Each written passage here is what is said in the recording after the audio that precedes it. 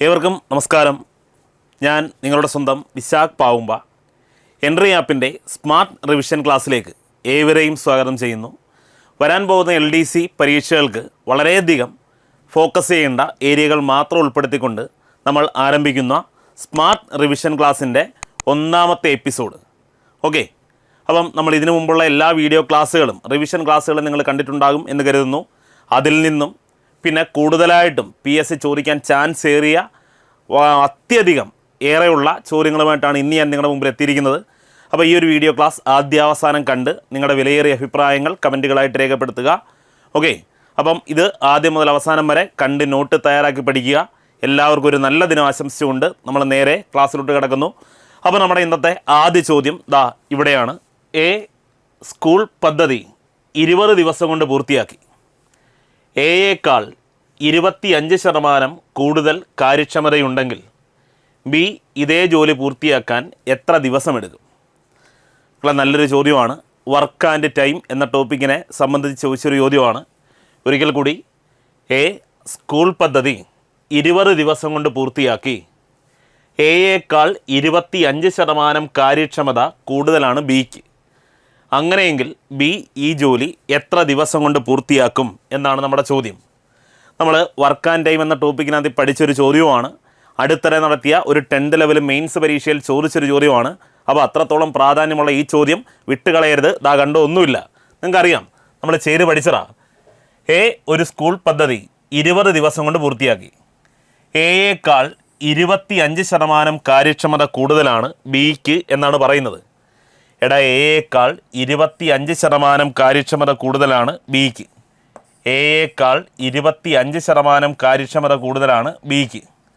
അപ്പോൾ നമുക്കറിയാം, എയേക്കാൾ 25% കാര്യക്ഷമത കൂടുതലുണ്ടെന്ന് പറയുമ്പം നമ്മൾ എയുടെ കാര്യക്ഷമത അഥവാ എയുടെ കഴിവിനെ 100 എന്ന് വിളിക്കും. ഓർമ്മയുണ്ടോ? ഇവനേക്കാൾ 25 കൂടെ കൂടുതലാണ് Bക്കെങ്കിൽ Bയുടെ കഴിവ് അഥവാ Bയുടെ കാര്യക്ഷമത മക്കളെ 100 ഉണ്ട്, ഒരു 25 അധികമുണ്ട് എന്ന് പറഞ്ഞാൽ 125. ഓക്കെ ആണോ? അപ്പോൾ എയുടെ കഴിവ് 100, Bയുടെ കഴിവ് 125. അപ്പോൾ എയുടെ കഴിവ് 100%, Bയുടെ കഴിവ് 125%. ഇനി നമ്മളോട് പറയുന്നത് എ എന്ന ആൾ ആ പദ്ധതി അല്ലെങ്കിൽ ആ ജോലി 20 ദിവസം കൊണ്ടാണ് ചെയ്യുന്നതെന്ന്. എ എന്ന് പറയുന്നവൻ ആ ജോലി 20 ദിവസം കൊണ്ടാണ് ചെയ്യുന്നതെന്ന്. നമുക്കറിയാം എയ്ക്ക് എത്ര കഴിവുണ്ട് മക്കളെ? പറ. എയ്ക്ക് 100 കഴിവുണ്ട്. 100 കഴിവുള്ള ആ ജോലി ചെയ്യാൻ 20 ദിവസം എടുക്കുന്നു. 100 കഴിവുള്ള ആ ജോലി ചെയ്യാൻ 20 ദിവസം എടുക്കുന്നു. എങ്കിൽ നമ്മുടെ ചോദ്യം B ആ ജോലി എത്ര ദിവസം കൊണ്ട് പൂർത്തിയാക്കുമെന്ന്. നമുക്കറിയാം Bക്ക് 125 കഴിവുണ്ട്. എങ്കിൽ 125 കഴിവുള്ള B ആ ജോലി എത്ര ദിവസം കൊണ്ട് ചെയ്യുമെന്നാണ് ചോദിക്കുന്നത്. ശരിയാണോ? എയ്ക്ക് 100 കഴിവുണ്ട്, അവൻ 20 ദിവസം കൊണ്ട് ചെയ്യും. Bക്ക് 125 കഴിവുണ്ട്, അവൻ എത്ര ദിവസം കൊണ്ട് ചെയ്യും എന്നാണ് ചോദ്യം.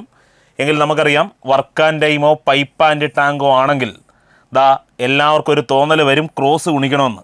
ഞാൻ പറഞ്ഞിട്ടുണ്ട്, ഒരു കാരണവശാലും ക്രോസ് ഗുണിക്കരുത്. വർക്ക് ആൻഡ് ടൈമോ പൈപ്പ് ആൻഡ് ടാങ്കോ ആണെങ്കിൽ നേരെ ഗുണിക്കണം. ഓർമ്മയുണ്ടോ? ശരി, അങ്ങനെ ഗുണിക്കുമ്പോൾ മക്കളെ 2 സംഖ്യ വന്നത് മുകളിൽ എഴുതും.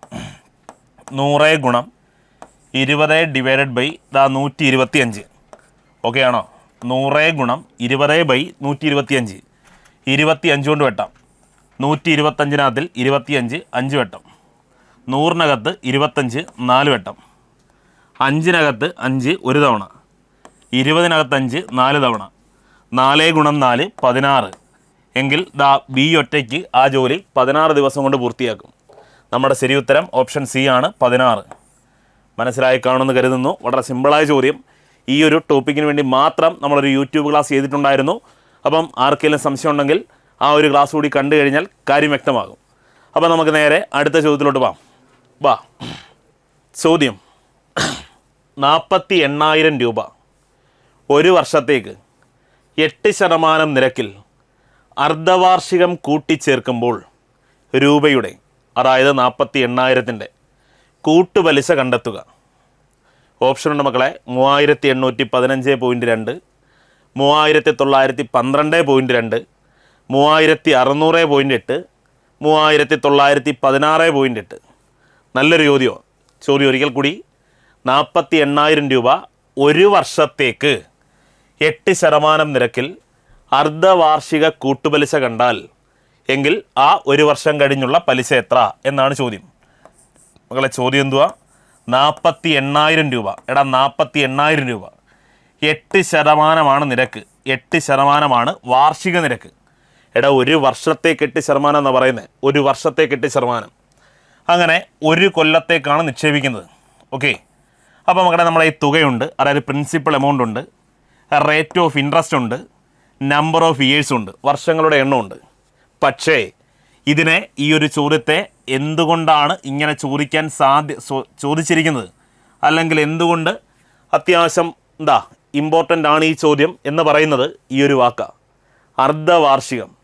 മക്കളെ നമ്മൾ പഠിച്ചിട്ടുണ്ട്, ഇത് വാർഷിക കൂട്ടുപലിശയല്ല, പകരം അർദ്ധവാർഷിക കൂട്ടുപലിശയാണ്. ഞാൻ പറഞ്ഞിട്ടുണ്ട് അർദ്ധവാർഷികം എന്നൊരു വാക്കാണ് വരുന്നതെങ്കിൽ തുകയിൽ ഒരു മാറ്റവും ഇല്ല. നമുക്കറിയാം 48,000 രൂപ നമ്മൾ ഒരു കൊല്ലത്തേക്ക് നിക്ഷേപിച്ചാൽ 48,000 രൂപ അങ്ങനെ തന്നെ, 48,000 രൂപ അങ്ങനെ തന്നെ, അതായത് നമ്മളിട്ട തുക അങ്ങനെ തന്നെ. ഇനി ഒരു വർഷത്തേക്ക് 8% പലിശ നിരക്ക്. നമുക്കറിയാം അർദ്ധവാർഷികം അഥവാ ഹാഫ് ഇയർലി എന്ന് പറഞ്ഞാൽ അരവർഷം കൂടിയിരിക്കുമ്പോൾ പലിശ കാണും. എങ്കിൽ അരവർഷം പലിശ കാണുമ്പോൾ എന്തായാലും 8% വെച്ച് കാണത്തില്ലല്ലോ. ഒരു കൊല്ലത്തേക്കാണ് 8% തരുന്നത്. എങ്കിൽ അരക്കൊല്ലം കൂടിയിരിക്കുമ്പോൾ 8% വെച്ചാണോ പലിശ കാണുന്നത്? അല്ല, തീർച്ചയായിട്ടും അല്ല. ഓരോ അരക്കൊല്ലം കൂടിയിരിക്കുമ്പോഴും ഒരു കൊല്ലത്തിൻ്റെ പകുതി ശതമാനം വെച്ചേ പലിശ കാണത്തുള്ളൂ. അഥവാ ഞാൻ നിങ്ങളോട് പറഞ്ഞ് തഴമ്പിച്ചതാണ് എന്തുവാ? അർദ്ധവാർഷികം എന്നൊരു വാക്ക് കണ്ടാൽ പലിശ നിരക്കിനെ നിങ്ങൾ 2 കൊണ്ട് ഹരിക്കണം എന്ന് പറഞ്ഞിട്ടുണ്ട്. എങ്കിൽ മക്കളെ അർദ്ധവാർഷിക നിരക്ക് 4%. വാർഷിക നിരക്ക് 8% എങ്കിൽ അർദ്ധവാർഷിക നിരക്ക് 4%. ഓക്കെ ആണോ? ശരി, ഇനി പറ, ഒരു കൊല്ലത്തേക്കാണ് നിക്ഷേപിക്കുന്നത്. ഒരു കൊല്ലത്തിൽ എത്ര അർദ്ധവർഷങ്ങൾ വരും എന്ന് പറ. അതാണ് നമ്മുടെ വർഷങ്ങളുടെ എണ്ണം. ഒരു വർഷത്തിൽ എത്ര അർദ്ധവർഷങ്ങൾ വരും? നമുക്കറിയാം 6 മാസം കൂടുന്നതിനെ അർദ്ധവർഷം എന്ന് വിളിക്കുന്നത്. എങ്കിൽ ഒരു വർഷത്തിൽ മക്കളെ 2 അർദ്ധവർഷങ്ങൾ വരും. അതുകൊണ്ട് തന്നെ നമ്മുടെ വർഷങ്ങളുടെ എണ്ണം 2 വർഷവും എടുക്കും. നമ്മുടെ വർഷങ്ങളുടെ എണ്ണം 2 എടുക്കും. എങ്കിൽ ചോദ്യമൊന്നുമില്ല, 48,000 രൂപ 4% നിരക്കിൽ 2 വർഷത്തെ കൂട്ടുപലിശ കണ്ടാൽ മതി. 48,000 രൂപയുടെ 8% നിരക്കിൽ ഒരു വർഷത്തെ അർദ്ധവാർഷിക കൂട്ടുപലിശ കാണാൻ പറഞ്ഞാൽ ഈ സെയിം സാധനം തന്നെ ഇങ്ങനെ ആക്കി ചെയ്താൽ മതി. 48,000 രൂപ പലിശ നിരക്കിൻ്റെ പകുതി എടുത്ത് വർഷത്തിൻ്റെ ഇരട്ടിയെടുത്ത്. ശരി, എങ്കിൽ 48,000 രൂപ 4% നിരക്കിൽ 2 വർഷത്തെ കൂട്ടുപലിശ എന്ന് കണ്ടു നോക്കാം. നമുക്കറിയാം, നമ്മൾ പാസ്കൽ ട്രയാങ്കിളൊക്കെ പഠിച്ചു. 1, 1, 2, 1, 1, 3, 3, 1 ഓർമ്മയുണ്ടായിരിക്കും. ശരി, എങ്കിൽ 2 വർഷം എന്ന് കണ്ടാൽ നമ്മളതാ 1, 2, 1 എന്ന കോഡ് അങ്ങോട്ട് എടുക്കും. ഓർമ്മയുണ്ടല്ലോ, 2 വർഷത്തിൻ്റെ കോഡ് മക്കളെ 1, 2, 1. ഓക്കെ, എന്നിട്ട് ഏറ്റവും ആദ്യത്തെ 1ൻ്റെ താഴെ 48,000 എന്നങ്ങോട്ട് എഴുതും. ശേഷം ഇവൻ്റെ 4% ഇവിടോട്ട് കണ്ടുപിടിക്കും. ഓർമ്മയുണ്ടോ? ഇവൻ്റെ 4% കണ്ടുപിടിക്കാൻ നമുക്കറിയാം 1% വലത്തുനിന്ന് 2 സ്ഥാനം മാറ്റി പോയിൻ്റ് ചെയ്യുമ്പോൾ 1% കിട്ടും, 480. അതിനെ 4 കൊണ്ട് ഗുണിച്ചാൽ 4% ആകും. 4, 0, 0. 8, 4, 32, 2, ശിഷ്ടം 3. 4, 4, 16, 3, 19. 1920 എന്ന് വരും. ശേഷം 1920ൻ്റെ 4% ഇപ്പുറത്തോട്ട്. ഇനി 1920ൻ്റെ 4% കണ്ടുപിടിക്കാൻ 1920ൻ്റെ 1% പറ. വലത്തുനിന്ന് 2 സ്ഥാനം മാറ്റി പോയിൻ്റ് ചെയ്താൽ മക്കളെ 19.2. ബാക്കി 0 വേണ്ട. അതിനെ 4% ആക്കാൻ × 4 നോക്കാം. 4, 2, 8 പോയിൻ്റ് കൊടുത്ത് 9, 4, 36, 6 ശിഷ്ടം 3. 1, 4, 4, 4, 3, 7. ഓക്കെ ആണേ? ശരി, നമുക്കറിയാം ഇത് ഗുണിക്കണം. 1 ഗുണം 48,000 എന്ന് പറഞ്ഞാൽ 48,000. 2 ഗുണം 192. 2, 2, 4. 9, 2, 18, 8 ശിഷ്ടം 1. 1, 2, 2, 1, 3. ഒരു 0 കൂടെ. അടുത്തത് 1 ഗുണം 76.8 എന്ന് പറഞ്ഞാൽ 76.8 തന്നെ. നമുക്കറിയാം ഈ വരയ്ക്ക് താഴെ കിടക്കുന്ന എല്ലാ പേരെയും കൂടെ കൂട്ടിയാൽ മക്കളെ നമ്മുടെ ആകത്തുക കിട്ടും. അതായത് ഒരു കൊല്ലം കഴിഞ്ഞ് അയാൾക്ക് തിരിച്ച് ലഭിക്കുന്ന ആകത്തുക കിട്ടും. ഇതിൽ ഈ ആദ്യം കിടക്കുന്ന നമ്മുടെ മുതലാണെന്ന് നമുക്കറിയാം. ആദ്യത്തവനെ ഒഴിവാക്കിയിട്ട് ബാക്കിയുള്ളവന്മാരെ കൂട്ടുന്നതാണ് നമ്മുടെ കൂട്ടുപലിശ എന്ന് നമുക്കറിയാം. എങ്കിൽ കൂട്ടുപലിശ കണ്ടുപിടിക്കാൻ മക്കളെ 3840 പ്ലസ് 76.8. എങ്കിൽ നോക്കാം, കൂട്ടുമ്പം 0.8 അങ്ങനെ തന്നെ. 6 7 4 11 1 ശിഷ്ടം 1 8 1 9 ദാ 3916.8 എന്ന് വരും. നമ്മുടെ ശരി ഉത്തരം 3916.8. ഓപ്ഷൻ ഡി ആണ് നമ്മുടെ റൈറ്റ് ആൻസർ. ക്ലിയറായി കാണുമെന്ന് കരുതുന്നു. ഒന്നുമില്ല, ഈ വരയ്ക്ക് താഴെ കിടക്കുന്ന എല്ലാ പേരുടെ കൂട്ടിയാൽ മക്കളെ ആകത്തുക കിട്ടും. ആദ്യത്തവൻ എപ്പോഴും നമ്മുടെ മുതലായിരിക്കും. അവനെ ഒഴിവാക്കിയിട്ട് ബാക്കിയുള്ളവന്മാരുടെ തുക എടുത്താൽ അതാണ് കൂട്ടുപലിശ. ഇനി നിങ്ങൾക്കറിയാം, ഈ രണ്ടാമത്തവനെയും കൂടി ഒഴിവാക്കിയിട്ട് ബാക്കി അങ്ങോട്ടുള്ളവന്മാരെ എടുത്താൽ അതായിരിക്കും നമ്മുടെ സാധാരണ പലിശയുടെയും കൂട്ടുപലിശയുടെയും വ്യത്യാസം. ഇവിടെ നമുക്കതല്ല ചോദ്യം, നമ്മുടെ ചോദ്യം കൂട്ടുപലിശയാണ്. അതുകൊണ്ട് നമുക്ക് ഇവിടം തൊട്ട് അങ്ങോട്ടുള്ളവന്മാരുടെ തുക എടുത്താൽ മതി. ഉത്തരം 3916.8. ക്ലിയർ? നമുക്ക് അടുത്ത ചോദ്യത്തിലോട്ട് വാ. 250 വിദ്യാർത്ഥികളിൽ 110 വിദ്യാർത്ഥികൾ ഫുട്ബോൾ ഇഷ്ടപ്പെടുന്നു. 152 വിദ്യാർത്ഥികൾ ക്രിക്കറ്റ് ഇഷ്ടപ്പെടുന്നു. 53 വിദ്യാർത്ഥികൾ ഫുട്ബോളും ക്രിക്കറ്റും ഇഷ്ടപ്പെടുന്നു. ഫുട്ബോളും ക്രിക്കറ്റും ഇഷ്ടപ്പെടാത്തത് എത്ര വിദ്യാർത്ഥികൾ ഉണ്ട്? ഓപ്ഷൻ ഉണ്ട് 41, 57, 94, 99. നമുക്കറിയാം മക്കളെ 250 വിദ്യാർത്ഥികളുണ്ട് ഒരു സ്കൂളിൽ മൊത്തം. അതിൽ 110 പേർക്കും ഫുട്ബോൾ ഇഷ്ടമാണ്. 152 പേർക്ക് ക്രിക്കറ്റ് ഇഷ്ടമാണ്. 53 പേര് ഈ 2 കളികളും ഇഷ്ടപ്പെടുന്നവരാണ്. എങ്കിൽ ഈ 2 കളികളും ഇഷ്ടപ്പെടാത്ത ആളുകളുടെ എണ്ണമാണ് കണ്ടുപിടിക്കേണ്ടത്. നമ്മൾ ശതമാനം എന്ന ടോപ്പിക്കിനകത്തിൽ പേഴ്സൻറ്റേജ് എന്ന ടോപ്പിക്ക് കണ്ടവരാണെങ്കിൽ ഉറപ്പായിട്ടും ഈ ചോദ്യം കണ്ടിട്ടുണ്ടായിരിക്കും. നമ്മളിത് ചെയ്യുന്നത് എങ്ങനെയാണെന്ന് ഓർമ്മയുണ്ടോ? നമുക്ക് ഇതിപ്പോഴും പുതിയതായിട്ട് പറഞ്ഞു തന്ന് പഠിപ്പിക്കുക എന്നുള്ളതല്ല നമ്മുടെ ലക്ഷ്യം. നിങ്ങൾ നേരത്തെ കണ്ട ക്ലാസ്സുകൾ ഒന്നുകൂടി നിങ്ങളെ റിവൈസ് ചെയ്യുന്നു, ഓർമ്മിപ്പിക്കുന്നു എന്ന് മാത്രമാണ്. ഓക്കെ, അപ്പം നമ്മൾ ഈ സാധനം ചെയ്ത് പഠിച്ചത് വെൻ ഡയഗ്രത്തിൻ്റെ സഹായത്തോടു കൂടിയാണ്. ഓർമ്മയുണ്ടോ മക്കളെ? വെൻ ഡയഗ്രത്തിൻ്റെ സഹായത്തോടു കൂടിയാണ് നമ്മൾ ഈ ചോദ്യം ചെയ്ത് പഠിച്ചത്. അതായത് ഒരു സ്കൂളിലെ മൊത്തം കുട്ടികൾ എന്ന് പറയുന്നത് ഇതാണ്. ഒരു സ്കൂളിലെ മക്കളെ മൊത്തം കുട്ടികൾ ഇതാണ്. ഒരു സ്കൂളിലെ മൊത്തം കുട്ടികൾ, അതായത് 252 പേര്, മൊത്തം 252 പേര്. ഇതിൽ ഇതാണ് ക്രിക്കറ്റ് ഇഷ്ടപ്പെടുന്നവർ. ഇത് ഫുട്ബോൾ. ഓക്കെ മക്കളെ, ഇത് ആദ്യം ഫുട്ബോളാണ്. അപ്പോൾ ആദ്യം ഫുട്ബോൾ എഴുതാം, രണ്ടാമതാണ് ക്രിക്കറ്റ്, അങ്ങനെ എഴുതാം. അപ്പോൾ ഇങ്ങനെ എഴുതിയിട്ട് ഞാൻ നിങ്ങളോട് പറഞ്ഞിട്ടുള്ളത് എന്തുവാ? എപ്പോഴും ഇത് 2 കളികളും ഇഷ്ടപ്പെടുന്നവർ, അല്ലെങ്കിൽ ചായയും കാപ്പിയും വെച്ചുകൊണ്ട് ചോദിക്കുമ്പം 2ഉം കുടിക്കുന്നവർ, അല്ലെങ്കിൽ എ പത്രവും ബി പത്രവും വെച്ച് പറയുമ്പം 2ഉം വായിക്കുന്നവർ, 2ഉം ചെയ്യുന്നവരെ ആദ്യം അങ്ങ് ഫില്ല് ചെയ്യണം എന്ന് ഞാൻ പറഞ്ഞിട്ടുണ്ട്. ഓർമ്മയുണ്ടോ മക്കളെ? 2ഉം ചെയ്യുന്നവർ, 2ഉം കളിക്കുന്നവർ, 2ഉം കുടിക്കുന്നവർ, 2ഉം വായിക്കുന്നവർ, അവരെ അങ്ങ് ഫില്ല് ചെയ്യണം എന്ന് ഞാൻ പറഞ്ഞിട്ടുണ്ട്.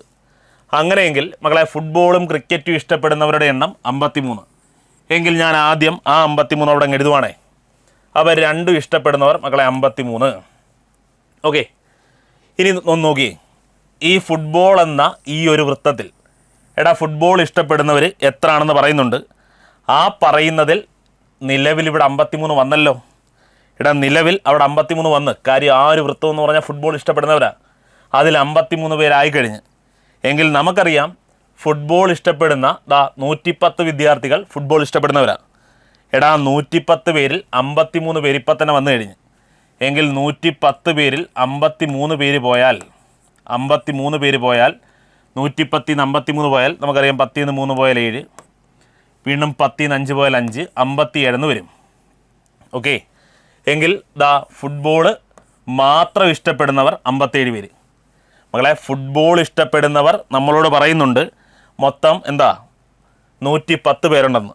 ശരിയാ? ഒന്നാലോചിച്ച് നോക്കി. ഫുട്ബോൾ എന്ന ഈ ഒരു വൃത്തത്തിൽ ഇഷ്ടപ്പെടുന്നവർ, ഫുട്ബോൾ ഇഷ്ടപ്പെടുന്നവർ 57 53 110 പേരായി. ശരിയല്ലയോ? ഫുട്ബോൾ എന്ന ഈ വൃത്തം നോക്ക്, അതിൽ മൊത്തം 110 പേരുണ്ട്.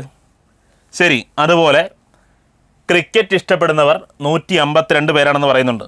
ക്രിക്കറ്റ് ഇഷ്ടപ്പെടുന്നവർ 152 പേര്. അപ്പോൾ മക്കളെ ഈ ഒരു വൃത്തത്തിനതിൽ 152 പേര് വരണം. 152 പേര് വരണം. അതിൽ ആൾറെഡി ആ ഒരു വൃത്തത്തിൽ മക്കളെ 53 കിടപ്പുണ്ടല്ലോ. ആ ഒരു വൃത്തത്തിൽ 53 കിടപ്പുണ്ട്. ഇനി എന്തും കൂടെ വന്നാൽ മതി, ബാക്കിയും കൂടെ വന്നാൽ മതി. അപ്പോൾ നമുക്കറിയാം ബാക്കി 99 ആയിരിക്കും അവിടെ വരുന്നത്. ശരിയാ, നോക്ക്. എടാ ക്രിക്കറ്റ് ഇഷ്ടപ്പെടുന്നവർ 99 53 ചേർത്ത് വെച്ചാൽ 152 പേര്. എടാ ക്രിക്കറ്റ് ഇഷ്ടപ്പെടുന്നവർ ഈ ഒരു വൃത്തത്തിൽ മൊത്തം 152 പേരുണ്ട്. നോക്ക്, ഫുട്ബോൾ ഇഷ്ടപ്പെടുന്നവർ 110 പേരുണ്ട്. രണ്ടും ഇഷ്ടപ്പെടുന്നവർ മക്കളെ 53 പേരുണ്ട്. അപ്പോൾ അവർ പറയുന്ന എല്ലാ കണ്ടീഷനും ഓക്കെ ആയി. എടാ ഫുട്ബോൾ ഇഷ്ടപ്പെടുന്നവർ 57 53 110, ക്രിക്കറ്റ് ഇഷ്ടപ്പെടുന്നവർ 99 53 152, രണ്ടും ഇഷ്ടപ്പെടുന്നവർ 53.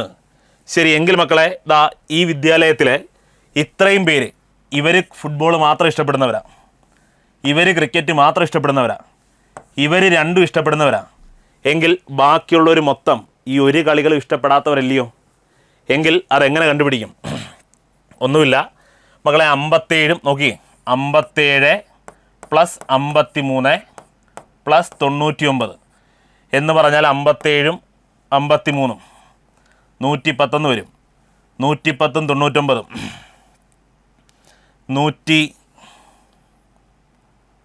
209 വരും. 209 ശരിയാണോ? 209 വരും. 209 പേര്, 209 പേരും എന്തെങ്കിലും കളികൾ ഇഷ്ടപ്പെടുന്നവരാ.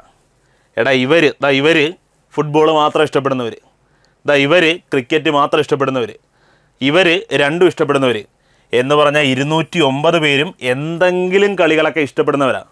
എങ്കിൽ നമുക്ക് കണ്ടെത്തേണ്ടത് ഇത് രണ്ട് കളികളും ഇഷ്ടപ്പെടാത്ത ആളുകളുടെ എണ്ണോ. നമുക്കറിയാം ഈ സ്കൂളിൽ ഈ വിദ്യാലയത്തിൽ മക്കളെ മൊത്തം 250 പേരാണുള്ളത്. ശരിയല്ലയോ? മൊത്തം 250 പേരാണുള്ളത്. അപ്പം നമുക്കറിയാം 250 മൊത്തം 250 നിന്നും ഏതെങ്കിലുമൊക്കെ കളികൾ ഇഷ്ടപ്പെടുന്ന 209 പേരെ കുറച്ചാൽ മക്കളെ 209 പേരെ കുറച്ചാൽ ബാക്കി 41 എന്ന് വരും. അതായത് ഈ വിദ്യാലയത്തിൽ ക്രിക്കറ്റും ഫുട്ബോളും ഇത് രണ്ടും ഇഷ്ടപ്പെടാത്ത 41 പേരുണ്ട്. നമ്മുടെ ശരി ഉത്തരം 41 ആണ്.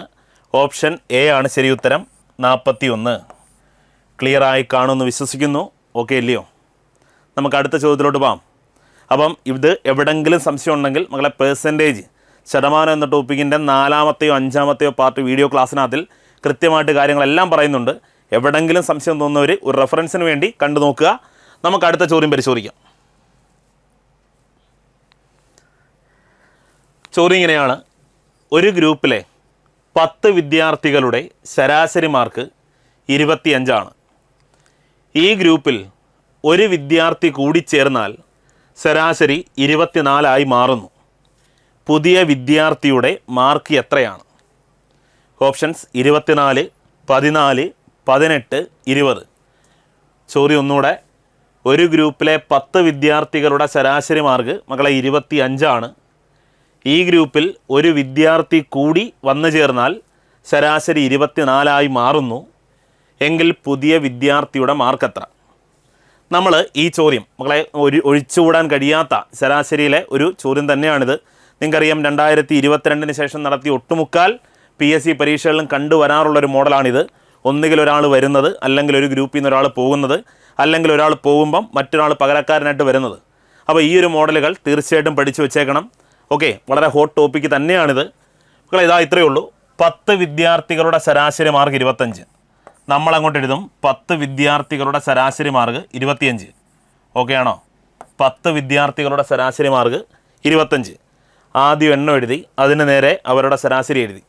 എണ്ണം എഴുതി, അതിന് നേരെ അവരുടെ ശരാശരി എഴുതി. ശരി, ഈ ഗ്രൂപ്പിലോട്ട് ഒരു വിദ്യാർത്ഥി കൂടി വന്നു ചേർന്നാൽ നമുക്കറിയാം എണ്ണം 11 ആകും. ശരിയാണോ? എടാ 10 വിദ്യാർത്ഥികൾ ആദ്യം എണ്ണം എഴുതി, അവർക്ക് നേരെ അവരുടെ ശരാശരി എഴുതി. ഒരാളൂടെ വന്നാൽ എണ്ണം 11 ആയി. എങ്കിൽ ശരാശരി 24 ആകുന്നെന്ന്. എങ്കിൽ മക്കളെ പുതിയ ശരാശരി എഴുതും 24. ഓർമ്മയുണ്ടോ? ആദ്യത്തെ എണ്ണം 10, അവരുടെ ശരാശരി 25. ഇപ്പോഴത്തെ എണ്ണം 11, അവരുടെ ശരാശരി 24. ഇനി എങ്കിൽ പുതുതായിട്ട് വന്നു ചേർന്ന ആ കുട്ടിയുടെ ഭാരം അല്ലെങ്കിൽ മാർക്ക് കണ്ടെത്താൻ നമ്മൾ ചെയ്തുകൊണ്ടിരുന്ന മാർക്ക് ഓർമ്മയുണ്ടോ? എടാ പഴയ എണ്ണമായ 10 പുതിയ എണ്ണമായ 11 ആവാൻ +1 വേണം. അതായത് എണ്ണത്തിൻ്റെ നോക്കുമ്പം 10-ന്ന് 11 ആവാൻ 1 കൂടണം, അതുകൊണ്ട് +1. മക്കളെ 25 24 ആവാൻ 1 കുറയണം, അതുകൊണ്ട് -1. ഓർമ്മയുണ്ടായിരിക്കും. 10 11 ആവാൻ മക്കളെ +1, 25 24 ആവാൻ സുഹൃത്തുക്കളെ -1. എങ്കിൽ വന്നു ചേർന്ന കുട്ടിയുടെ ഭാരം എന്ന് പറഞ്ഞാൽ +1 × 24. മക്കളെ +24 എന്ന് വരും. അതായത് ഇടത്തെ അറ്റവും ഈ വലത്തെ അറ്റവും തമ്മിൽ ഗുണിക്കും. +1 × 24 +24. ശേഷം -1 × 10 -10. -1 × 10 -10. ശരിയാണോ? എങ്കിൽ നമ്മൾ ഇങ്ങനെയും ഇങ്ങനെയും ഗുണിച്ചാൽ മതി. അപ്പം +1 × 24 +24 -1 × +10 എന്ന് പറഞ്ഞാൽ -10. 24 - 10 എന്ന് പറഞ്ഞാൽ 14. നമ്മുടെ ശരി ഉത്തരം 14. ആ പുതുതായിട്ട് ഗ്രൂപ്പിലോട്ട് വന്ന കുട്ടിയുടെ മാർക്ക് മക്കളെ ഓപ്ഷൻ ബി 14 ആണ്. എടാ ഇതിലെ ഒരു 4 മോഡൽ നമ്മൾ ചെയ്ത് പഠിച്ചിങ്ങനായിരുന്നു. ഒരാൾ വന്നാൽ വരുന്നവൻ്റെ മാർക്ക് കണ്ടുപിടിക്കാൻ, ഒരാൾ പോയാൽ പോയവൻ്റെ മാർക്ക് കണ്ടുപിടിക്കാൻ, ഇനി ഒരാൾ പോയിട്ട് പകരക്കാരനായിട്ട് മറ്റൊരാൾ വന്നാൽ അവൻ്റെ മാർക്ക് കണ്ടുപിടിക്കാൻ, പിന്നെ ക്രിക്കറ്റ് കളിയുമായിട്ട് ബന്ധപ്പെട്ട ഒരു ചോദ്യം. അങ്ങനെ 4 മോഡലും നമ്മൾ ചെയ്ത് പഠിച്ചത് ഈ ഒരൊറ്റ രീതിയിലായിരുന്നു. ആർക്കെങ്കിലും സംശയം ഉണ്ടെങ്കിൽ നമ്മുടെ ശരാശരി എന്ന ടോപ്പിക് ക്ലാസ് കാണുക. അതിൻ്റെ 2ാമത്തെയോ അല്ലെങ്കിൽ 3ാമത്തെയോ എപ്പിസോഡിൽ കൃത്യമായിട്ട് കാര്യങ്ങൾ പറയുന്നുണ്ട്. ഓക്കെ, ഞാൻ ഓരോ ചോദ്യങ്ങൾ എവിടെ നിന്നാണ് വന്നതെന്നും അതെവിടെ കിട്ടുമെന്നും പറഞ്ഞു തരുന്നുണ്ട്. കൃത്യമായിട്ട് വായിക്കുക, മനസ്സിലാക്കുക. നമുക്ക് അടുത്ത ചോദ്യത്തിലോട്ട് വാ. ചോദ്യം ഇങ്ങനെ: y അക്ഷം പ്രതിസാമ്യത അക്ഷമായി എടുത്താൽ 3, 4 എന്ന ബിന്ദുവിൻ്റെ പ്രതിബിംബമായി വരുന്ന ബിന്ദു ഏത്? ഒരിക്കൽ കൂടി, y അക്ഷം പ്രതിസാമ്യത അക്ഷമായി എടുത്താൽ 3, 4 എന്ന ബിന്ദുവിൻ്റെ പ്രതിബിംബമായി വരുന്ന ബിന്ദു ഏത്? ഓപ്ഷനുണ്ട് മക്കളെ. 3 - 4, 4 - 3, -4 -3 -3 4. ഈ 2023 കഴിഞ്ഞ വർഷം നടത്തിയ village field assistant 10th level mains പരീക്ഷയാണ്. അവിടെ ചോദിച്ച ചോദ്യമാണ്, നിങ്ങൾക്ക് ഓർമ്മയുണ്ടായിരിക്കും. അപ്പം ഇതിൻ്റെ കൂടുതൽ ചോദ്യങ്ങൾ, അഥവാ നമുക്കറിയാം സൂചക സംഖ്യകളെന്നാണ് നമ്മുടെ പാഠത്തിൻ്റെ പേര്. അതിലെ കൂടുതൽ ചോദ്യങ്ങൾ ഈ അടുത്തിടെ നമ്മളൊരു ലൈവ് എടുത്തിരുന്നു. 3 മണിക്കൂർ 3-3.25 മണിക്കൂർ നീണ്ട ഒരു ലൈവ് ക്ലാസ് എടുത്തിരുന്നു യൂട്യൂബിൽ. അപ്പോൾ ആ ഒരു വീഡിയോ ക്ലാസ് കണ്ടാൽ നിങ്ങൾക്ക് ഈ പാഠത്തെ കൂടുതൽ കാര്യങ്ങൾ വ്യക്തമാകും. ഓക്കെ, അപ്പോൾ ഓരോന്നിൻ്റെ റെഫറൻസ് പറഞ്ഞു തരുന്നുണ്ട്. കൃത്യമായിട്ട് വേണ്ടവർ ഉപയോഗിക്കുക. അപ്പോൾ ഇത് ഇത്രയേ ഉള്ളൂ മക്കളെ. y അക്ഷം പ്രതിസാമ്യത അക്ഷമായി എടുത്താൽ എന്നാണ് പറയുന്നത്. പ്രതിസാമ്യത അക്ഷം പലരും പെട്ടുപോയൊരു വാക്കാണ് പ്രതിസാമ്യത. ഒരുപക്ഷെ ജീവിതത്തിൽ ആദ്യമായിട്ട് കേൾക്കുന്നൊരു വാക്കായിരിക്കും പ്രതിസാമ്യത. സംഭവം ഒന്നുമില്ല മക്കളെ, വിത്ത് റെഫറൻസ് എന്നാണ് ഇതിൻ്റെ അർത്ഥം. എന്ന് പറഞ്ഞാൽ y അക്ഷത്തിന് മാറ്റമുണ്ടാകാതെ ഇരുന്നാൽ 3, 4 എന്ന ബിന്ദുവിൻ്റെ പ്രതിബിംബമായി വരുന്ന ബിന്ദു ഏത്? ഇതാണ് ചോദ്യം. നിങ്ങളിങ്ങനെ ഒരു ചോദ്യം കണ്ടാൽ ഇനി ഭയപ്പെടേണ്ട, ബുദ്ധിമുട്ടേണ്ട, ചെയ്യേണ്ട എളുപ്പമാർഗം പറഞ്ഞുതരാം. ഇത്രയേ ഉള്ളൂ മക്കളെ. y അക്ഷമാണ് പ്രതിസാമ്യതയെങ്കിൽ y അക്ഷമാണ് പ്രതിസാമ്യതയെങ്കിൽ നമുക്കറിയാം നമ്മുടെ സൂചക സംഖ്യ 3, 4. ശരിയാണോ? 3, 4 ഇതാണ് നമ്മുടെ സൂചക സംഖ്യ. ഇതിനകത്തിൽ ആദ്യത്തെ സംഖ്യ നമ്മൾ x സൂചക സംഖ്യയെന്നും രണ്ടാമത്തവനെ y സൂചക സംഖ്യയെന്നും വിളിക്കും. എന്താ മക്കളെ? സൂചക സംഖ്യ പറയുന്നത് എപ്പോഴും 2 സംഖ്യകൾ ചേർത്താ. അതിൽ ഒന്നാമത്തവനെ x കോർഡിനേറ്റ് അഥവാ x സൂചക സംഖ്യ എന്നും രണ്ടാമത്തവനെ y കോർഡിനേറ്റ് അഥവാ y സൂചക സംഖ്യ എന്നും വിളിക്കും. ശരിയാണോ? എങ്കിൽ ഇനി പറയുന്ന കാര്യം കേട്ടു. നമ്മുടെ ചോദ്യത്തിൽ ആരെയാണോ പ്രതിസാമ്യതയായിട്ട് എടുക്കുന്നത്, ഇവിടെ y അക്ഷത്തിനെയാണ് പ്രതിസാമ്യതയായിട്ട് എടുത്തിരിക്കുന്നത്. അതുകൊണ്ട് മക്കളെ ഒരിക്കലും y കോർഡിനേറ്റിൽ മാറ്റമുണ്ടാകത്തില്ല. y കോർഡിനേറ്റിനെ നിങ്ങൾ അങ്ങനെ തന്നെ എഴുതിയേക്കണം. ഇവിടുത്തെ y കോർഡിനേറ്റ് 4 എങ്കിൽ നമ്മുടെ ഉത്തരത്തിലും പ്രതിബിംബത്തിൻ്റെയും y കോർഡിനേറ്റ് 4 തന്നെയായിരിക്കും. ഇനി ഒന്നുമില്ല, നിങ്ങളിവിടെ x കോർഡിനേറ്റ് എന്ത് കാണുന്നോ അവൻ്റെ വിപരീതം എഴുതണം. എന്ന് പറഞ്ഞാൽ ഇവിടെ 3 എങ്കിൽ മക്കളെ അവിടെ -3, ഇവിടെ -3 ആയിരുന്നെങ്കിൽ അവിടെ 3. ചിഹ്നം മാറ്റി അങ്ങ് എഴുതിയാൽ മതി. എങ്കിൽ നമ്മുടെ ഉത്തരം -3, 4. 3, 4 എന്ന ബിന്ദുവിൻ്റെ പ്രതിബിംബമായി വരുന്ന ബിന്ദു -3, 4. വളരെ സിമ്പിളാണ്. Option D -3, 4. ഓക്കെ ആണോ? ക്ലിയർ ആണോ? അപ്പോൾ ഞാൻ ചുമ്മാ ഒന്ന് ചോദിച്ചോട്ടെ. -1, 5 y അക്ഷം തന്നെയാണ് പ്രതിസാമ്യതയെങ്കിൽ ഇതിൻ്റെ പ്രതിബിംബം ഒന്ന് പറഞ്ഞു നോക്കാവോ? ഞാൻ പറഞ്ഞല്ലോ, ഏത് അക്ഷമാണോ പ്രതിസാമ്യത ആ കോർഡിനേറ്റിനെ അങ്ങനെ തന്നെ എഴുതിയാൽ മതി. വൈ അക്ഷമാണ് പ്രതിസാമ്യതയെങ്കിൽ വൈ കോർഡിനേറ്റിന് മാറ്റമില്ല. എടാ എക്സ് അക്ഷമാണ് പ്രതിസാമ്യതയെങ്കിൽ എക്സ് കോർഡിനേറ്റിന് മാറ്റമില്ല. അത്രയേ ഉള്ളൂ. ശരി, അങ്ങനെയെങ്കിൽ മക്കളെ ഇവിടുത്തെ വൈ കോർഡിനേറ്റ് 5, എക്സ് കോർഡിനേറ്റ് ഇവിടെ എന്ത് കാണുന്നോ അതിൻ്റെ റിവേഴ്സ് പറ. ദാ +1, 1, 5 ആയിരിക്കും അവരുടെ സൂചകസംഖ്യ. ശരി, അങ്ങനെയെങ്കിൽ ദാ വീണ്ടും 3, 4 ഈ ഒരു ബിന്ദു എക്സ് ആണ്, എക്സ് അക്ഷമാണ് പ്രതിസാമ്യതയെങ്കിൽ ഇതിൻ്റെ സൂചകസംഖ്യയായിട്ട് പ്രതിബിംബമായിട്ട് വരുന്ന സൂചകസംഖ്യ ഏതാ മക്കളെ പറ. എടാ എക്സ് അക്ഷമാണ് പ്രതിസാമ്യതയെങ്കിൽ എക്സിന് മാറ്റമില്ല, എക്സ് കോർഡിനേറ്റിന് മാറ്റമില്ല, എക്സ് കോർഡിനേറ്റിന് മാറ്റമില്ല, എക്സ് കോർഡിനേറ്റ് 3 അങ്ങനെ തന്നെ. വൈ കോർഡിനേറ്റ് ഇതാ റിവേഴ്സ് എഴുതിയാൽ മതി. ഇതാ -4, 3 -4 എന്ന് വന്നേനെ. ഓക്കെ ആണോ? പറഞ്ഞത് മനസ്സിലായോ? ഇതെല്ലാം ഓപ്ഷനിൽ കിടപ്പുണ്ട്. 3 -4 ഉണ്ട്, -3 4 ഉണ്ട്. അപ്പോൾ നിങ്ങൾ ശ്രദ്ധിക്കേണ്ടത് ആരാണോ പ്രതിസാമ്യത ആ കോർഡിനേറ്റിന് മാറ്റമില്ല, മറ്റവനെ തിരിച്ചെഴുതിയാൽ മതി. ക്ലിയർ ആണേ? നമുക്ക് മുന്നോട്ട് പോവാം. ശരി, അടുത്ത ചോദ്യത്തിലോട്ട്. 100, 1000 സംഖ്യകൾക്കിടയിലുള്ള 9ൻ്റെ ഗുണിതങ്ങളായ എല്ലാ എണ്ണൽ സംഖ്യകളുടെയും തുക എത്രയാണ്? ചോദ്യം ഒരിക്കൽ കൂടി. 100, 1000 സംഖ്യകൾക്കിടയിലുള്ള 9ൻ്റെ ഗുണിതങ്ങളായ എല്ലാ എണ്ണൽ സംഖ്യകളുടെയും തുക എത്രയാണ്? ഓപ്ഷൻ ഉണ്ട് മക്കളെ. 55 350, 55 450, 55 530, 55 540. സംഭവം ആളൊരു സിമ്പിളനാണെന്ന് തോന്നിയാലും ഇച്ചിരി കടുകട്ടിയ. സംഭവം ഒറ്റ വരി കൊണ്ടല്ലേ 2 വരി കൊണ്ട് പറഞ്ഞു തീർക്കുന്നൊരു ചോദ്യമാണെങ്കിലും നിങ്ങൾക്കറിയാം ഇത് ചെയ്യണമെങ്കിൽ കുറേയധികം സ്റ്റെപ്പിലൂടെയും കൃത്യമായ ധാരണകളുണ്ടെങ്കിൽ മാത്രമേ ചെയ്യാൻ കഴിയത്തുള്ളൂ. നമ്മുടെ ഏത് പാഠത്തിൽ നിന്നും വന്നൊരു ചോദ്യമാണെന്ന് പറയാമോ? അതെ, അത് തന്നെ, സമാന്തര ശ്രേണി. മക്കളെ അരിത്തമെറ്റിക് പ്രോഗ്രഷൻ എന്ന ടോപ്പിക്കുമായിട്ട് ബന്ധപ്പെട്ട ചോദ്യമാണ്. ചോദ്യം ഒന്നുകൂടെ മക്കളെ. 100, 1000 എന്നീ സംഖ്യകൾക്കിടയിലുള്ള എന്നാ പറയുന്നത് 9ൻ്റെ ഗുണിതങ്ങളായ എല്ലാ എണ്ണൽ സംഖ്യകളുടെയും തുക. അപ്പോൾ നമ്മൾ ആദ്യം ചെയ്യേണ്ടത് എന്തുവാ? എടാ 100ൻ്റെ 1000ൻ്റെ ഇടയിൽ നിൽക്കുന്ന 9ൻ്റെ ഗുണിതങ്ങളായ സംഖ്യകൾ ആരൊക്കെയെന്ന് കണ്ടെത്തണം. എന്ന് പറഞ്ഞാൽ 100 കഴിയുകയും ചെയ്യണം, 1000 ആകുകയും ചെയ്യരുത്. അതുകൊണ്ടല്ലേ ഇടയിലെന്ന് പറയുന്നേ. എടാ 100 എന്തായാലും പറ്റത്തില്ല, 100 കഴിയണം, എന്നാൽ 1000 ആകുകയും ചെയ്യരുത്. അപ്പോൾ നമ്മൾ ചെയ്യേണ്ടത് ആദ്യം 101നെ മക്കളെ 101നെ 9 കൊണ്ട് ഹരിക്കാൻ പറ്റുമോ നോക്കണം. നമുക്കറിയാൻ പറ്റത്തില്ല. കാര്യം എന്തുവാ? എടാ 99 എന്തായാലും 9ൻ്റെ ഒരു ഗുണിതമാണ്, 99 എന്തായാലും 9ൻ്റെ ഒരു ഗുണിതമാണ്. എന്തായാലും അന്നേരം പിന്നെ 100നെ പറ്റത്തില്ല, 101നെ പറ്റത്തില്ല. പിന്നെ 99 കഴിഞ്ഞ് 9ൻ്റെ ഒരു ഗുണിതം പറയണമെങ്കിൽ ഒരു 9 കൂടെ കഴിയണം. ശരിയാണോ? എടാ 99 കഴിഞ്ഞ് അടുത്ത ഒരു 9ൻ്റെ ഗുണിതം പറയണമെങ്കിൽ 99നോടൊപ്പം 9 കൂട്ടിയാൽ മതി. ശരിയില്ലയോ? അപ്പം 108 എന്ന് വരും, 108 എന്ന് വരും. ശരി, നമുക്കൊന്ന് നോക്കാം. എടാ 108നെ 9 കൊണ്ട് ഹരിക്കാൻ പറ്റുമെന്ന് നോക്കാം. 108നെ 9 കൊണ്ട് ഹരിക്കാൻ പറ്റുമെന്ന് നോക്കാം. 9 9, ശിഷ്ടം 1, 18നകത്ത് 9 2 18, ശിഷ്ടം 0. ശരിയാ? എടാ 100 കഴിഞ്ഞ് വരുന്ന 9ൻ്റെ ആദ്യത്തെ ഗുണിതം 108.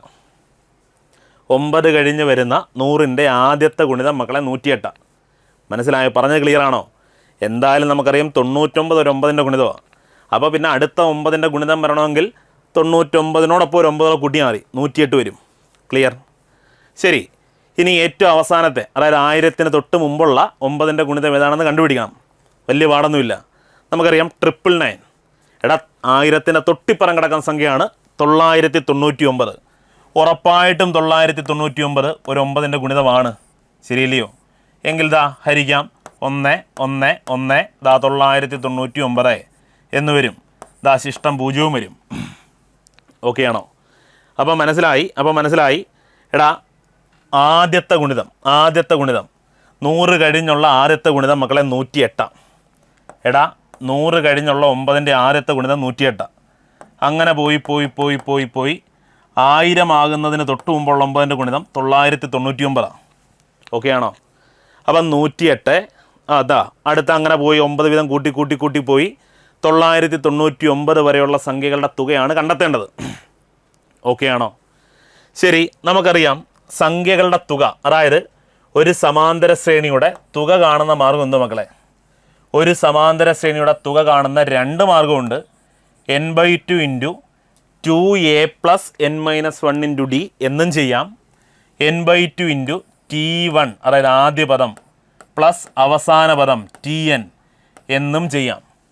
അപ്പോൾ മക്കളെ സമാന്തര ശ്രേണിയുടെ തുക കാണുന്ന രണ്ട് മാർഗങ്ങളിൽ ഒരുത്തൻ n/2 into 2a plus n-1 into d. രണ്ടാമത്തവനെയാണ് നമുക്കിവിടെ ചെയ്യാൻ കൂടുതൽ അഭികാമ്യം. n/2 into t1 plus tn. അപ്പം നമുക്കറിയാം ആദ്യ പദം നമുക്കറിയാം t1 അറിയാം, അവസാന പദം നമുക്കറിയാം tn അറിയാം. പിന്നെ എന്തറിയത്തില്ല മക്കളെ? അപ്പോൾ എന്തോ അറിയത്തില്ല പറ.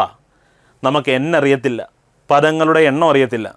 അപ്പോൾ നമ്മൾ പദങ്ങളുടെ എണ്ണം ആദ്യം കണ്ടുപിടിക്കണം. അപ്പോൾ നമുക്കറിയാം പദങ്ങളുടെ എണ്ണം കണ്ടുപിടിക്കാൻ നമ്മൾ പഠിച്ചിട്ടുള്ള മാർഗം tn അവസാന പദം മൈനസ് ആദ്യ പദം t1/d പ്ലസ് 1. ഓർമ്മയുണ്ടോ? അവസാന പദം മൈനസ് ആദ്യ പദം ബൈ പൊതുവ്യത്യാസം പ്ലസ് 1. ഇതാണ് നമ്മൾ പദങ്ങളുടെ എണ്ണം കണ്ടുപിടിക്കാൻ പഠിച്ച മാർഗം. എങ്കിൽ അവസാന പദം മക്കളെ 999 മൈനസ് ആദ്യ പദം മക്കളെ 108 ബൈ പൊതുവ്യത്യാസം 9 പ്ലസ് 1 കൂടെ. ശരി, 9 നിന്ന് 8 പോയാൽ 1, 9 നിന്ന് 0 പോയാൽ 9, 9 നിന്ന് 1 പോയാൽ 8, 891 ബൈ 9 എന്ന് വരും. പ്ലസ് 1 കൂടെ വെട്ടാൻ പറ്റും. 9-നകത്ത് 9 ഒരു വെട്ടം. 9×9 81, 9×9 81. ശിഷ്ടം വീണ്ടും 8, വീണ്ടും 9×9 81, 99 എന്ന് വരും. 99, 99 പ്ലസ് 1 എന്ന് വരും. 99 പ്ലസ് 1 എന്ന് പറഞ്ഞാൽ 100. അപ്പോൾ മനസ്സിലായ മക്കളെ? 108 തൊട്ട് 999 വരെ 9ൻ്റെ 100 ഗുണിതങ്ങളുണ്ട്. 108 തൊട്ട് 999 വരെ 9ൻ്റെ 100 ഗുണിതങ്ങളുണ്ട്. എങ്കിൽ എന്നിൻ്റെ പദം നമുക്ക് കിട്ടി 100. എങ്കിൽ നമ്മൾ എന്നിൻ്റെ സ്ഥാനം അപ്ലൈ ചെയ്യുക. 100/2 ഇൻറ്റു t1 അതായത് ആദ്യ പദമായ 108 പ്ലസ് അവസാന പദമായ 999.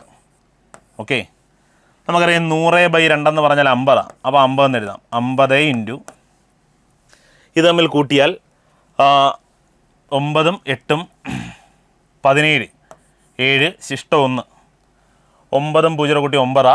9നോടൊപ്പം നമ്മുടെ ശിഷ്ടമായ 1 കൂട്ടിയ 10 10ന് 0 ശിഷ്ടം 1. 9 1 10, 10 1 11, 1107 വരും.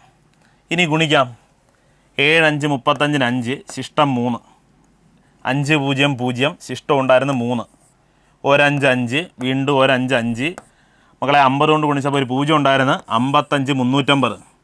നമ്മുടെ ശരി ഉത്തരം 55,350 എന്ന് വരും.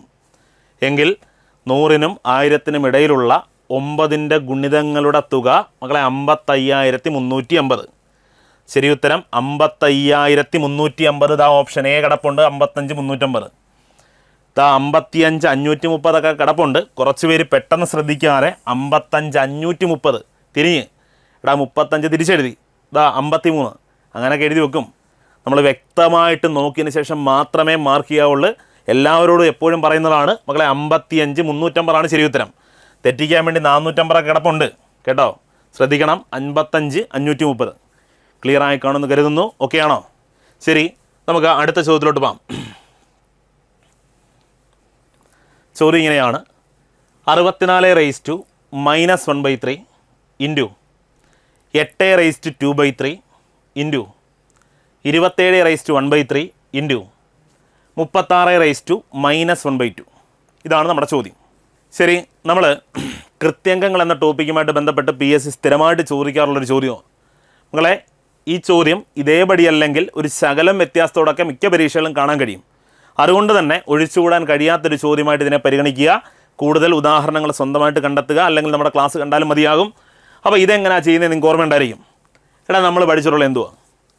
പവറിൽ ഇതേപോലെ ഭിന്ന സംഖ്യകൾ വന്നാൽ, പവറിൽ ഫ്രാക്ഷൻസ് വന്നാൽ നമ്മൾ ചെയ്യാൻ പറഞ്ഞ മാർഗം എന്തുവാ? 64⁻⁻⁻⁴ 1/3 താഴെ മക്കളെ 3. അതുകൊണ്ട് തന്നെ ഞാൻ നിങ്ങളോട് പറഞ്ഞിട്ടുണ്ട്, ഈ കിടക്കുന്ന 64നെ ഏതെങ്കിലും ഒരു സംഖ്യയുടെ മൂന്നാമത്തെ പവർ ആക്കാൻ പറ്റുമെന്ന് നോക്കണം. താഴെ കിടക്കുന്നത് റേസ് ടു 1/3 താഴെ കിടക്കുന്നത് 3. അതുകൊണ്ട് മൂന്നാമത്തെ പവർ ആക്കാൻ പറ്റും നോക്കണം. അതെന്തിനാണെന്നൊക്കെ വിശദമായിട്ടുള്ള കാര്യങ്ങൾ നമ്മളവിടെ പറഞ്ഞിട്ടുള്ളതാണ്. ശരി, എങ്കിൽ മക്കളെ നമുക്കറിയാം 64നെ 4ൻ്റെ ക്യൂബ് എന്ന് എഴുതാം. അപ്പോൾ ഞാൻ അങ്ങനെ എഴുതുക 4/3. അപ്പം 4/3 ആണ് 64. 4/3 ദ ഹോൾ റൈസ് ടു -1/3 എന്ന് വരും. ശരിയാണോ? എടാ 64നെ 4/3 എന്ന് എഴുതാം. ശരി, ആ 4/3 ആണ് 64. അതിൻ്റെ മൊത്തത്തിൽ റൈസ് ടു -1/3 കിടപ്പുണ്ട്. ഇൻറ്റു 8/2/3 നടക്കുന്നത്. നമുക്കറിയാം അവിടെയും താഴെ 3 കിടക്കുന്നത്. എടാ ആ 3 വെട്ടിപ്പോകണമെങ്കിൽ ഈ 8നെ ഏതെങ്കിലും സംഖ്യയുടെ മൂന്നാമത്തെ പവർ ആക്കണം. അപ്പോൾ നമുക്കറിയാം 2ൻ്റെ മൂന്നാമത്തെ പവറാണ് മക്കളെ 8. അതായത് 2/3 ആണടാ 8. ദ ഹോൾ റൈസ് ടു എന്ത് എഴുതാം? 2/3 എന്ന് എഴുതാം. ഇൻറ്റു മക്കളെ 27/1/3. അവിടെയും താഴെ 3 കിടക്കുന്നത്. എടാ ആ 3 വെട്ടിപ്പോകണമെങ്കിൽ 27നെ ഏതെങ്കിലും സംഖ്യയുടെ മൂന്നാമത്തെ പവർ ആക്കണം. പറ്റും. 3/3 ആണ് മക്കളെ 27. The whole raise to 1/3 into 36/-1/2. താഴെ 2 ആ. അതുകൊണ്ട് 36നെ ഏതെങ്കിലും സംഖ്യയുടെ രണ്ടാമത്തെ പവർ ആക്കണം. നമുക്ക് പറ്റും 6ൻ്റെ സ്ക്വയർ ആ 36. 6ൻ്റെ square the whole raise to -1/2. ശരി, ഇനി നിശേഷം ഒന്നുമില്ല. ദാ വെട്ടിക്കളയാം. എടാ ഈ 3 ഈ 3 വെട്ടാം. ഈ 3 ഈ 3 വെട്ടാം. ഈ 3 ഈ 3 വെട്ടാം. ഈ 2 ഈ 2 വെട്ടാം. ഓക്കെ ആണോ? ഇനിയുള്ളത് മക്കളെ 4/-1. ഓക്കെ, 4/-1 ഇൻറ്റു 2/2 ഇൻറ്റു 3/1 ഇൻറ്റു 6 മക്കളെ -1. ഓക്കെ ആണോ? ശരി, നമുക്കറിയാം ഇതിപ്പോൾ കിടക്കുന്നത് A⁻−1 എന്നാ. A⁻−1 എന്ന് പറഞ്ഞാൽ നമുക്കറിയാം, അല്ലെങ്കിൽ A⁻−m എന്നാ. എടാ A⁻−m എന്ന് കിടന്നാൽ ഇതിനെ എങ്ങനെ എഴുതും? ഇതിനെ എഴുതുന്ന മാർഗം എന്തുവാ? 1/A⁻m എന്ന് എഴുതും. എന്ന് പറഞ്ഞാൽ 1/4/1 അഥവാ 1/4 എന്ന് വരും. ഇൻറ്റു മക്കളെ 2/2 എന്ന് പറഞ്ഞാൽ നമുക്കറിയാം 4. ഇൻറ്റു 3/1 എന്ന് പറഞ്ഞാൽ നമുക്കറിയാം മക്കളെ 3. ഇൻറ്റു ദാ ഇതും A⁻−m എന്നാണ് കിടക്കുന്നത്. നമുക്കറിയാം മൈനസ് മാറ്റാൻ വേണ്ടി 1/A⁻m എന്ന് എഴുതിയാൽ മതി. 1/A⁻m. അപ്പോൾ 1/6/1 അഥവാ 6. ശരിയാണോ? മക്കളെ എല്ലായിടത്തും ഗുണിക്കുക. നമുക്ക് പതുക്കെ ഒന്ന് വെട്ടി നോക്കാം.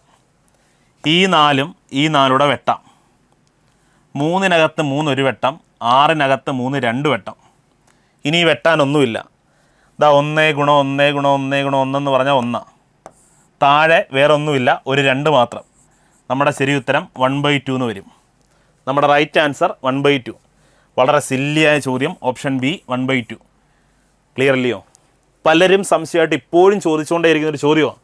മക്കളെ ഇത് വളരെ സിമ്പിളാണ്. എല്ലാവരും ചോദിക്കും സാറേ ഭിന്നസംഖ്യ മുകളിൽ വന്നാൽ എന്താ ചെയ്യേണ്ടതെന്ന് അറിയത്തില്ലെന്ന്. എടാ ഇതൊരു റൂളൊന്നുമല്ല. ഞാൻ എപ്പോഴും പറയാറുള്ളതാണ്, ഇതിങ്ങനെ ചെയ്യണം എന്നൊരു റൂളൊന്നുമല്ല. പക്ഷേ ഇതിങ്ങനെ ചെയ്യാൻ കഴിയൂ. എടാ പവറിൽ കിടക്കുന്നവൻ്റെ താഴെ അഥവാ ഛേദത്തിൽ ആരാണെന്ന് നോക്കണം. ഇവിടെ 3 ആയിരുന്നു, ഇവിടെ 3 ആയിരുന്നു, ഇവിടെ 3 ആയിരുന്നു. അതുകൊണ്ട് തന്നെ ഈ കിടക്കുന്ന ഓരോ സംഖ്യകളെയും എന്ത് ചെയ്യണം? എടാ മൂന്നാമത്തെ പവർ ആക്കാൻ പറ്റുമോ നോക്കണം. ഏതെങ്കിലും സംഖ്യയുടെ മൂന്നാമത്തെ പവർ ആക്കാൻ പറ്റുമോ നോക്കണം. പറ്റും. അതുപോലെ ഇവിടെ പവറിൽ കിടക്കുന്നവൻ്റെ താഴെ 2 എങ്കിൽ ഈ 36നെ ഏതെങ്കിലും സംഖ്യയുടെ രണ്ടാമത്തെ പവർ ആക്കാൻ പറ്റുമോ നോക്കണം. പറ്റും. ക്ലിയർ? നമുക്ക് അടുത്ത ചോദ്യത്തിലോട്ട് പോകാം. ശരി, അടുത്ത ചോദ്യം. ചോദ്യം 240 രൂപയ്ക്ക് സാധനങ്ങൾ വാങ്ങുകയും അവയിൽ 1/3 7% നഷ്ടത്തിൽ വിൽക്കുകയും ചെയ്താൽ മൊത്തം ലാഭശതമാനം 5% ലഭിക്കുന്നതിന് ബാക്കി എത്ര ശതമാനം ലാഭത്തിൽ വിൽക്കണം? ഓപ്ഷൻ ഉണ്ട് മക്കളെ. 10%, 12%, 14%, 11%. അത്യാവശ്യം നല്ലൊരു ചോദ്യമാണ്. ഇത് കാഴ്ചയിൽ പെട്ടെന്ന് ചെയ്യാൻ പറ്റുമെന്നൊരു തോന്നൽ വരും. പക്ഷേ അതൊരു തോന്നൽ മാത്രമാണ്. അത്ര വേഗത്തിൽ ചെയ്തെടുക്കാൻ പറ്റുന്നൊരു ചോദ്യം അല്ലിത്. നമ്മൾ ഈ സെയിം ചോദ്യം നമ്മുടെ റിവിഷൻ ക്ലാസ്സിലും പറഞ്ഞതാണ്. അപ്പോൾ പിന്നെ ഇവിടെയും പറയേണ്ട ആവശ്യമുണ്ടെന്ന് ചോദിച്ചാൽ ഞാൻ പറഞ്ഞല്ലോ, ഹോട്ട് ആൻഡ് എന്താ റയർ ടോപ്പിക്കുകളാണ്, അല്ലെങ്കിൽ എക്സ്പെക്റ്റഡ് ക്വസ്റ്റ്യൻസ് ആണ് നമ്മൾ വീണ്ടും കൊണ്ടുവരുന്നത്. മക്കളെ ഒന്നുമില്ല, 240 രൂപയ്ക്ക് സാധനങ്ങൾ വാങ്ങി, എന്നിട്ടോ അവയിൽ 1/3 7% നഷ്ടത്തിന് വിറ്റ്. ശരി, നമുക്കൊന്ന് നോക്കാം. എടാ 240 രൂപയ്ക്കാണ് ഒരുത്തൻ സാധനം വാങ്ങിയത് എന്ന് പറഞ്ഞാൽ ഒരുത്തൻ്റെ 100% വിലയാണ് മക്കളെ 240. എടാ ഒരുത്തൻ്റെ 100% വിലയാണ് മക്കളെ 240. ശരിയാണോ? എടാ ഒരുത്തൻ 240 രൂപയ്ക്ക് സാധനം വാങ്ങി എന്ന് പറയുമ്പം നമ്മൾ പഠിച്ചിട്ടുണ്ട്, എപ്പോഴും എപ്പോഴും എപ്പോഴും ഒരുത്തൻ വാങ്ങുന്ന വിലയെ നമ്മൾ 100% എന്ന് വിളിക്കും. കാര്യം, ഒരു വ്യാപാരി നമ്മളോട് ആവശ്യപ്പെടുന്ന ഫുള്ള് പൈസയും കൊടുത്ത് നമ്മളൊരു സാധനം മേടിക്കുന്നു. ആ ഫുള്ള് പൈസയും നമ്മൾ 100% എന്ന് വിളിക്കും. ശരിയാണോ? എടാ എങ്കിൽ 100% കൊടുത്തിട്ടാണ് നമ്മൾ എന്ത് ചെയ്തത്?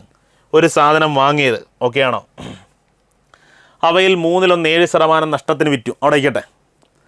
ഇനി മൊത്തം ലാഭം 5% ലഭിക്കണം. എടാ മൊത്തം ലാഭം 5% ലഭിക്കാൻ, ശരി, എങ്കിൽ മൊത്തം ലാഭം 5% ലഭിക്കാൻ ബാക്കി എത്ര ശതമാനം ലാഭത്തിന് വിൽക്കണമെന്നാണ് നമ്മുടെ ചോദ്യം. നമുക്കറിയാം, എടാ അവൻ മൊത്തം 240 രൂപയ്ക്ക് ആ സാധനം മേടിച്ചത്. എങ്കിൽ അവന് മൊത്തം ലാഭം 5% ലഭിക്കണമെങ്കിൽ ആ 105% ആദ്യം എത്രയാണെന്ന് കണ്ടുപിടിച്ച് അവിടെ സെറ്റ് ചെയ്ത് വെക്കാം. ഓക്കെ. എടാ ഇവൻ 100% കൊടുത്തിട്ട് ഒരു സാധനം മേടിച്ച്, അതാണ് 240. എടാ ഇവൻ 100% കൊടുത്തിട്ട് ഒരു സാധനം മേടിച്ച്, അതാണ് 240. ഇവൻ്റെ ആഗ്രഹം ഇവന് മൊത്തത്തിലൊരു 5% ലാഭം കിട്ടണം എന്ന് പറഞ്ഞാൽ അവന് 105% കിട്ടണം. എങ്കിൽ ആ 105% മക്കളെ എത്രയാണെന്ന് കണ്ടുപിടിക്കാൻ നമുക്കറിയാം, ഇത് ക്രോസ് ഗുണിച്ചാൽ മതി. അപ്പോൾ ഇങ്ങനെ വരും, 105 ഇൻറ്റു 240 ഡിവൈഡഡ് ബൈ 100 എന്ന് വരും. ഓക്കെ. ഈ ഒരു പൂജ്യവും തമ്മിൽ വെട്ടാം. ഇനി നമുക്ക് വേണമെങ്കിൽ 5 കൊണ്ട് വെട്ടാം, 5 കൊണ്ട് വെട്ടാം. ശരി, 10-നകത്ത് 5 2 വെട്ടാം. ഇവിടെ 2 21 വരും. ഓക്കെ. ഇനി 2 കൊണ്ട് വെട്ടാം. 2-നകത്ത് 2 ഒരു വെട്ടാം. 24-നകത്ത് 12 വെട്ടാം. ഇനിയൊന്നുമില്ല മക്കളെ, 21ഉം 12ഉം തമ്മിൽ ഗുണിച്ചാൽ മതി. അപ്പോൾ നമുക്ക് 21 ഇൻറ്റു 12 ചെയ്യുമ്പം 1 2 2, ഈ 2 4, 1 1 1 2 2, 2 4 1 5, 252 രൂപ കിട്ടണം. എടാ ഇവൻ 5% ലാഭം കിട്ടണമെങ്കിൽ മക്കളെ 252 രൂപ കിട്ടണം. മനസ്സിലായോ? എടാ ഇവന് മൊത്തത്തിൽ 5% ലാഭം കിട്ടണമെങ്കിൽ 252 രൂപ കിട്ടിയാൽ മതി. ഇവൻ 240 രൂപ കൊടുത്ത് മേടിച്ച സാധനമാണ്. ഇവൻ 5% ലാഭം മൊത്തത്തിൽ കിട്ടണമെങ്കിൽ 252 രൂപ കിട്ടണം. ഓക്കെ, ശരി. ഇനി പറയുന്നത് എന്തുവാ? എന്നാൽ ഈ 240 രൂപയുടെ സാധനങ്ങളിൽ 1/3 മക്കളെ 7% നഷ്ടത്തിന് വിറ്റു. 1/3. എടാ 240 രൂപയുടെ 1/3. എടാ 240 രൂപയ്ക്ക് വാങ്ങിയ സാധനങ്ങളുടെ 1/3 എന്ന് പറഞ്ഞാൽ 240ൻ്റെ 1/3 എന്ന് പറഞ്ഞാൽ മക്കളെ വെട്ടുമ്പം 80 എന്ന് വരും. അതായത് ഈ അളിയൻ 240 രൂപയ്ക്ക് സാധനം മേടിച്ച്, എന്നിട്ട് ആ 240 രൂപയുടെ 1/3 സാധനം എന്ന് പറഞ്ഞാൽ 80 രൂപയുടെ സാധനം 7% നഷ്ടത്തിനാണ് വിറ്റത്. ഞാൻ പറഞ്ഞ മനസ്സിലായോ? എടാ 80 രൂപയുടെ സാധനം 7% നഷ്ടത്തിനാണ് വിറ്റത്. എങ്കിൽ ആ വിറ്റ വില നമുക്കൊന്ന് കണ്ടുപിടിക്കാം. അതായത് 80 രൂപ വില വരുന്ന സാധനം, എങ്കിൽ ആ 80 രൂപയെ നമ്മൾ 100% എന്ന് വിളിക്കാം. എടാ 80 രൂപയെ 100% എന്ന് വിളിക്കാം. 100% കൊടുത്താണ് 80 രൂപയുടെ സാധനം മേടിച്ചത്. അത് വിറ്റപ്പം 7% നഷ്ടം പറ്റി എന്ന് പറഞ്ഞാൽ മക്കളെ 7% കിട്ടിയില്ല, ബാക്കി 93% തിരിച്ച് കിട്ടി. എങ്കിൽ 93%-നാണല്ലോ വിറ്റത്. എങ്കിൽ ആ 93% എത്രയാണെന്ന് കണ്ടുപിടിക്കാം. ശരി, കണ്ടുപിടിക്കുമ്പോൾ ഇത് ക്രോസ് ഗുണിക്കാം. 93 ഇൻറ്റു 80 ഡിവൈഡഡ് ബൈ 100 എന്ന് വരും. 0 വെട്ടാം. ഇനി നമുക്ക് വെട്ടുമ്പം 10 കൊണ്ട് ഹരിക്കുന്നതാണ് നല്ലത്. അപ്പോൾ മുകളിൽ ഗുണിക്കാം. 8 3 24, ശിഷ്ടം 2, 8 9 72, 72 2 74, 744 എന്ന് വരും. താഴെ 10 കൊണ്ട് ഹരിക്കുമ്പോൾ 74.4 എന്ന് കിട്ടും. മക്കളെ എങ്കിൽ 80 രൂപയുടെ സാധനം ഇവൻ വിറ്റപ്പം 74.4 രൂപയെ കിട്ടിയുള്ളൂ. ഒന്ന് ആലോചിച്ച് നോക്കി. എടാ 240 രൂപയുടെ സാധനം മേടിച്ചിട്ട് അവന് മൊത്തത്തിൽ 5% ലാഭം വേണമെങ്കിൽ 252 രൂപ തിരിച്ച് കിട്ടേണ്ടതാണ്. 240 രൂപയുടെ സാധനം മേടിച്ചു, അതിന് 5% ലാഭം കിട്ടണമെങ്കിൽ മക്കളെ മൊത്തത്തിൽ 252 രൂപ തിരിച്ച് കിട്ടണം. എന്നാൽ അതിലെ 80 രൂപയുടെ സാധനം വിറ്റപ്പോൾ 7% നഷ്ടം പറ്റി. അപ്പോൾ 80 രൂപയുടെ സാധനം വിറ്റപ്പോൾ 7% നഷ്ടം പറ്റിയെങ്കിൽ 93% അത് വിറ്റത്. ആ 93% എന്ന് പറഞ്ഞാൽ മക്കളെ 74.4. ഓക്കെ ആണോ? ശരി. അപ്പോൾ നമുക്കറിയാം മൊത്തത്തിൽ 252 രൂപ കിട്ടണേ. എന്നാൽ ഇതുവരെ 80 രൂപയുടെ സാധനം വിറ്റപ്പോൾ എത്ര കിട്ടിയുള്ളൂ? 74.4 കിട്ടിയുള്ളൂ. എടാ മൊത്തം 252 കിട്ടണം. എന്നാൽ ഇതുവരെ 74.4 കിട്ടിയുള്ളൂ. മൊത്തത്തിൽ 252 രൂപ കിട്ടണം. എടാ മൊത്തത്തിൽ 252 കിട്ടണം. എന്നാൽ ഇതുവരെ 74.4 കിട്ടിയുള്ളൂ. എങ്കിൽ ഇനി എത്ര കിട്ടണമെന്ന് നോക്ക്. എങ്കിലേ അവൻ സെറ്റ് ചെയ്ത് വെച്ചിരിക്കുന്ന 5% കിട്ടത്തുള്ളൂ. ശരി മക്കളെ, നമുക്കറിയാം 0. 10 നിന്ന് 4 പോയ 6. ഓക്കെ. അടുത്തത് ഇവിടെ 1 ഉള്ളു. 11 നിന്ന് 4 പോയാൽ നമുക്കറിയാം 11 നിന്ന് 4 പോയാൽ 7. ഇവിടെ പിന്നെ 4 ഉള്ളു. 14 നിന്ന് 7 പോയാൽ 7. ഇവിടെ പിന്നെ 1 ഉള്ളു. അതായത് 177.6 രൂപയും കൂടെ ഇനി കിട്ടണം. മക്കളെ 177.6 രൂപയും കൂടെ ഇനി കിട്ടണം. ശരിയാണോ? എടാ ഇനി 177.6 രൂപയുടെ കിട്ടണം. അതിന് നമുക്കറിയാം ഇനി എത്ര രൂപയുടെ സാധനം വിൽക്കാനുണ്ട്? 240 രൂപയിൽ മക്കളെ 240 രൂപയിൽ 80 രൂപയുടെ സാധനം പോയി. ശരിയാണോ? എങ്കിൽ ബാക്കി 160 രൂപയുടെ സാധനം ഇവിടെ വിൽക്കാനില്ലയോ? എടാ ബാക്കി 160 രൂപയുടെ സാധനം വിൽക്കുമ്പം 177.6 രൂപയുടെ കിട്ടണം. എങ്കിലേ അവന് മൊത്തത്തിൽ 5% ലാഭം കിട്ടത്തുള്ളൂ. ഇതുവരെ ക്ലിയർ ആണോ? ഇതുവരെ ഒന്നുകൂടെ പറയാം. 240 രൂപയുടെ സാധനമാണ് മക്കളെ അവൻ മേടിച്ചത്. അതിന് 5% ലാഭം കിട്ടണമെങ്കിൽ മൊത്തം 252 രൂപ കിട്ടണം. ഓക്കെ, ഇതാണ് അവൻ സെറ്റ് ചെയ്ത് വെച്ചിരിക്കുന്നത്. എന്നാൽ ചിലപ്പോൾ ഒരുപക്ഷെ ഇവൻ്റെ മകൻ കടയിലങ്ങനെ നിന്നപ്പോഴായിരിക്കും ആ ചെറുക്കൻ എന്ത് ചെയ്തു, 240 രൂപയുടെ 1/3 സാധനം എന്ന് പറഞ്ഞ 80 രൂപയുടെ സാധനം 7% നഷ്ടത്തിന് വിറ്റ്. എന്ന് പറഞ്ഞാൽ 100% വില വരുന്നതായിരുന്നു 80 രൂപ. എന്നാൽ അത് വിറ്റപ്പം 93% കിട്ടിയുള്ളൂ. എങ്കിൽ ആ 93% എന്ന് പറഞ്ഞാൽ 74.4 രൂപയെ കിട്ടിയുള്ളൂ. ശരി. എങ്കിൽ മൊത്തം ഇനി ബാക്കി എത്ര കിട്ടണം? 177.6 രൂപയുടെ കിട്ടണം. ഇനി എത്ര രൂപയുടെ സാധനം വിൽക്കാനുണ്ട്? 160 രൂപയുടെ സാധനം വിൽക്കാനുണ്ട്. എങ്കിൽ 160 രൂപയുടെ സാധനത്തിൽ നിന്ന് 177.6 രൂപ കണ്ടെത്തണം. 160 രൂപയുടെ സാധനത്തിൽ നിന്നും 177.6 രൂപ കണ്ടെത്തണം. എങ്കിൽ അത് എത്ര ശതമാനം ലാഭമാണെന്നാണ് നോക്കേണ്ടത്. മക്കളെ ലാഭം എത്ര രൂപയാണ്? 160 രൂപയ്ക്ക് വിൽക്കുമ്പം 177.6 രൂപയാണ് ലാഭം ഉണ്ടാകുന്നത്. ശരിയാണോ? അതായത് 17.6 രൂപ അല്ലേ? 17.6 രൂപയാണ് ലാഭം. അപ്പം ലാഭ ശതമാനം എത്രയാണെന്നറിയാൻ 17.6 ഡിവൈഡഡ് ബൈ യഥാർത്ഥ വില മക്കളെ 160 അല്ലേ? അതായത് 160 രൂപയുടെ സാധനം വിൽക്കുമ്പം 177.6 കിട്ടണമെങ്കിൽ നമുക്കറിയാം 177.6 കിട്ടണമെങ്കിൽ 17.6 രൂപ അധികം കിട്ടണം. അതായത് 160 രൂപയുടെ സാധനത്തിൽ 17.6 രൂപ ലാഭം കിട്ടണം. എങ്കിൽ ലാഭ ശതമാനം കാണാൻ നമുക്കറിയാം ലാഭം ബൈ വാങ്ങിയ വില ഗുണം 100. ലാഭം ബൈ വാങ്ങിയ വില ഗുണം 100. ശരിയാണോ? ലാഭം ബൈ വാങ്ങിയ വില ഗുണം 100. അങ്ങനെ വേണേൽ ചെയ്യാം. അതല്ലെങ്കിൽ ദാ നമ്മുടെ 100% എന്ന് പറയുന്നത് 160. 100% എന്ന് പറയുന്നത് മക്കളെ 160. അത് വിൽക്കുന്നത് 177.6. 177.6. എങ്കിൽ ആ 177.6 എത്ര ശതമാനമെന്ന് കണ്ടുപിടിച്ചാലും മതി. ശരിയാണോ? ഇനി വിൽക്കാനുള്ളത് 160 രൂപയുടെ സാധനം എന്ന് പറഞ്ഞാൽ 100% വിലയാണ് 160. അത് വിൽക്കുമ്പം 177.6 കിട്ടണം. എങ്കിൽ അത് എത്ര ശതമാനമാണെന്ന് കണ്ടുപിടിക്കാം. ക്രോസ് ഗുണിക്കും. 100 ഗുണം 177.6 ഡിവൈഡഡ് ബൈ 160 എന്ന് വരും. ഓക്കെ, നമുക്കറിയാം ദാ 0 വെട്ടിക്കളയാം. ഈ 10 കൊണ്ട് 177.6 ഗുണിക്കുമ്പം മക്കളെ 1776 എന്ന് വരും. ഡിവൈഡഡ് ബൈ 16 എന്ന് വരും. ഓക്കെ, 1776 ബൈ 16 എന്ന് വരും. നമുക്ക് നോക്കാം 2 കൊണ്ടൊന്ന് വെട്ടാം. 2 കൊണ്ട് വെട്ടാൻ എളുപ്പമാണ്. പകുതി പറഞ്ഞാൽ മതി 8. ഇവിടെ 8 2 16. ഇവിടെ 8 2 16. ഇവിടെ 8 2 16. ശരി, 888. 888-നകത്തിൽ 8 111 വെട്ടാം. ശരിയാണോ? 111 വരും. 111. ശരി, എങ്കിൽ മനസ്സിലായി. എടാ 100% കൊടുത്ത് നമ്മൾ മേടിച്ച സാധനമാണ്.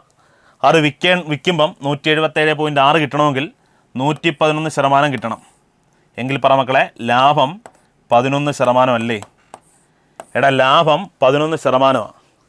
അത്യാവശ്യം നല്ലൊരു ചോദ്യമോ, കുറേ അധികം ചെയ്തെടുക്കാനും മനസ്സിലാക്കാനും ഉണ്ട് മക്കളെ. എങ്കിൽ ലാഭം കിട്ടേണ്ടത് 11%. ഓപ്ഷൻ ഡി, ബാക്കിയുള്ള സാധനം വിൽക്കേണ്ടത് 11%. ഒന്നാലോചിച്ച് നോക്കി, ആകെ ലാഭം 252 കിട്ടണം. എന്നാൽ ഇതുവരെ വിറ്റതിനകത്ത് നിന്ന് 74.4 കിട്ടിയുള്ളൂ. അപ്പോൾ ഇനി കിട്ടേണ്ടത് 177.6 കിട്ടണം. എന്നാൽ 160 രൂപയുടെ സാധനം വിൽക്കാനുള്ളൂ. അപ്പം 160 രൂപയുടെ സാധനത്തിൽ നിന്നും 177.6 കിട്ടുമ്പം മക്കളെ മൊത്തം 111% തിരിച്ച് കിട്ടുന്നുണ്ട്. എങ്കിൽ 100% നമ്മൾ മുടക്കുന്നുള്ളൂ. തിരിച്ച് 111 കിട്ടുമ്പം 11% ലാഭം കിട്ടുന്നുണ്ട്. എന്ന് പറഞ്ഞാൽ ബാക്കി സാധനം 11% ലാഭത്തിന് വിറ്റെങ്കിലേ മൊത്തം ലാഭം മക്കളെ 5% ആകത്തുള്ളൂ. ക്ലിയർ ആണോ? ഓക്കെ അല്ലേ? നമുക്ക് അടുത്ത ചോദ്യത്തിലോട്ട് പോകാം. അടുത്ത ചോദ്യം 0.3, 0.6, 0.75, 1.01 യുക്തിസഹമായ രൂപത്തിൽ വീണ്ടും എഴുതുമ്പോൾ നമുക്ക് ലഭിക്കുന്നത് ഡാഷ്. ഒന്നുമില്ല മക്കളെ, ഈ കൊടുത്തിരിക്കുന്ന പോയിൻ്റ് സംഖ്യകളുടെ ഭിന്നസംഖ്യാ രൂപങ്ങളാണ് ഈ കൊടുത്തിരിക്കുന്നത്. എങ്കിൽ അതിനെ ഓരോന്നിനെയും ഭിന്നസംഖ്യയിലാക്കുമ്പം ഏത് ക്രമം വരും എന്നാണ് ചോദ്യം. ഈ കൊടുത്തിരിക്കുന്ന ദശാംശ സംഖ്യകളുടെ ഭിന്നസംഖ്യാ രൂപങ്ങളാണ് ഈ കൊടുത്തിരിക്കുന്നത്. എങ്കിൽ ഇതിനെ കറക്റ്റ് ക്രമീകരണം ഇതിനകത്തിൽ ഏത് വരുമെന്നാണ് കണ്ടെത്തേണ്ടത്. ശരി, നമുക്കറിയാം ആദ്യം 0.3. 0.3 വരാൻ കാരണം നമുക്കറിയാമല്ലോ. എടാ, യഥാർത്ഥത്തിൽ 3നെ 10 കൊണ്ട് ഹരിക്കുന്നതാണ് ആ കാരണം അല്ലേ? എന്നാൽ 0.3 എക്സെട്ര എന്ന് വരാൻ കാര്യം എന്തുവാ? 3/9. അത് മറന്നു പോകല്ലേ. എന്നാൽ ഇവിടെ മക്കളെ വെറും 0.3, ഒരു 3 മാത്രമേ ഉള്ളൂ. എന്ന് പറഞ്ഞാൽ 3നെ ഒരു 0 10 കൊണ്ട് ഹരിക്കുന്നതാണ് ആ കാരണം. ശരിയാണേ? ഓക്കെ ആണേ? ശരി, എന്നാൽ ഒന്നുകൂടെ പറയുന്നു, 0.3 എക്സെട്ര അങ്ങനെയാണെങ്കിൽ അതിൻ്റെ കാരണം 3/9 ആണേ. ഓർമ്മയുണ്ടേ? ശരി, അപ്പം 3/10 ഇതിനെ വെട്ടി ചെറുതാക്കാൻ പറ്റുമോ? പറ്റത്തില്ല. 3നെയും 10നെയും വെട്ടാൻ പറ്റത്തില്ല. ശരി, നമുക്ക് അടുത്ത സംഖ്യയിലോട്ട് പോകാം. 0.6. എടാ, 0.6 എന്ന് പറഞ്ഞാൽ 0.6 എന്ന് പറഞ്ഞാൽ അതിന് കാരണം 6/10. ഒരു പോയിൻ്റ് സ്ഥാനമേ ഉള്ളൂ. അതുകൊണ്ട് 6നെ 10 കൊണ്ട് ഹരിക്കുന്നതാണ് അതിന് കാരണം. 6/10നെ വെട്ടി ചെറുതാക്കാൻ പറ്റുമോ? പറ്റും. 2 കൊണ്ട് വെട്ടാം. ഇവിടെ 3 മക്കളെ, ഇവിടെ 5. ശരി, അപ്പം എന്തോ വരും? 3/5 എന്ന് വരത്തില്ലയോ? 3/5 എന്ന് വരും. ഓക്കെ, അപ്പോൾ ഒന്നാമത്തെ ഭിന്നസംഖ്യ 3/10 ആണ്. രണ്ടാമത്തെ ഭിന്നസംഖ്യ 3/5 ആണ്. നമുക്ക് മൂന്നാമത്തെ ഭിന്നസംഖ്യയിലോട്ട് പോകാം. 0.75 മക്കളെ, 2 പോയിൻ്റ് ഉണ്ട്. 2 പോയിൻ്റ് വരാൻ കാരണം 2 0 100 കൊണ്ട് ഹരിക്കുന്നതാ. 100 കൊണ്ട് ഹരിക്കുന്നതാ. അപ്പോൾ 75/100 അല്ലേ മക്കളെ 0.75? ആന്നടാ, 75/100 ആണ് 0.75.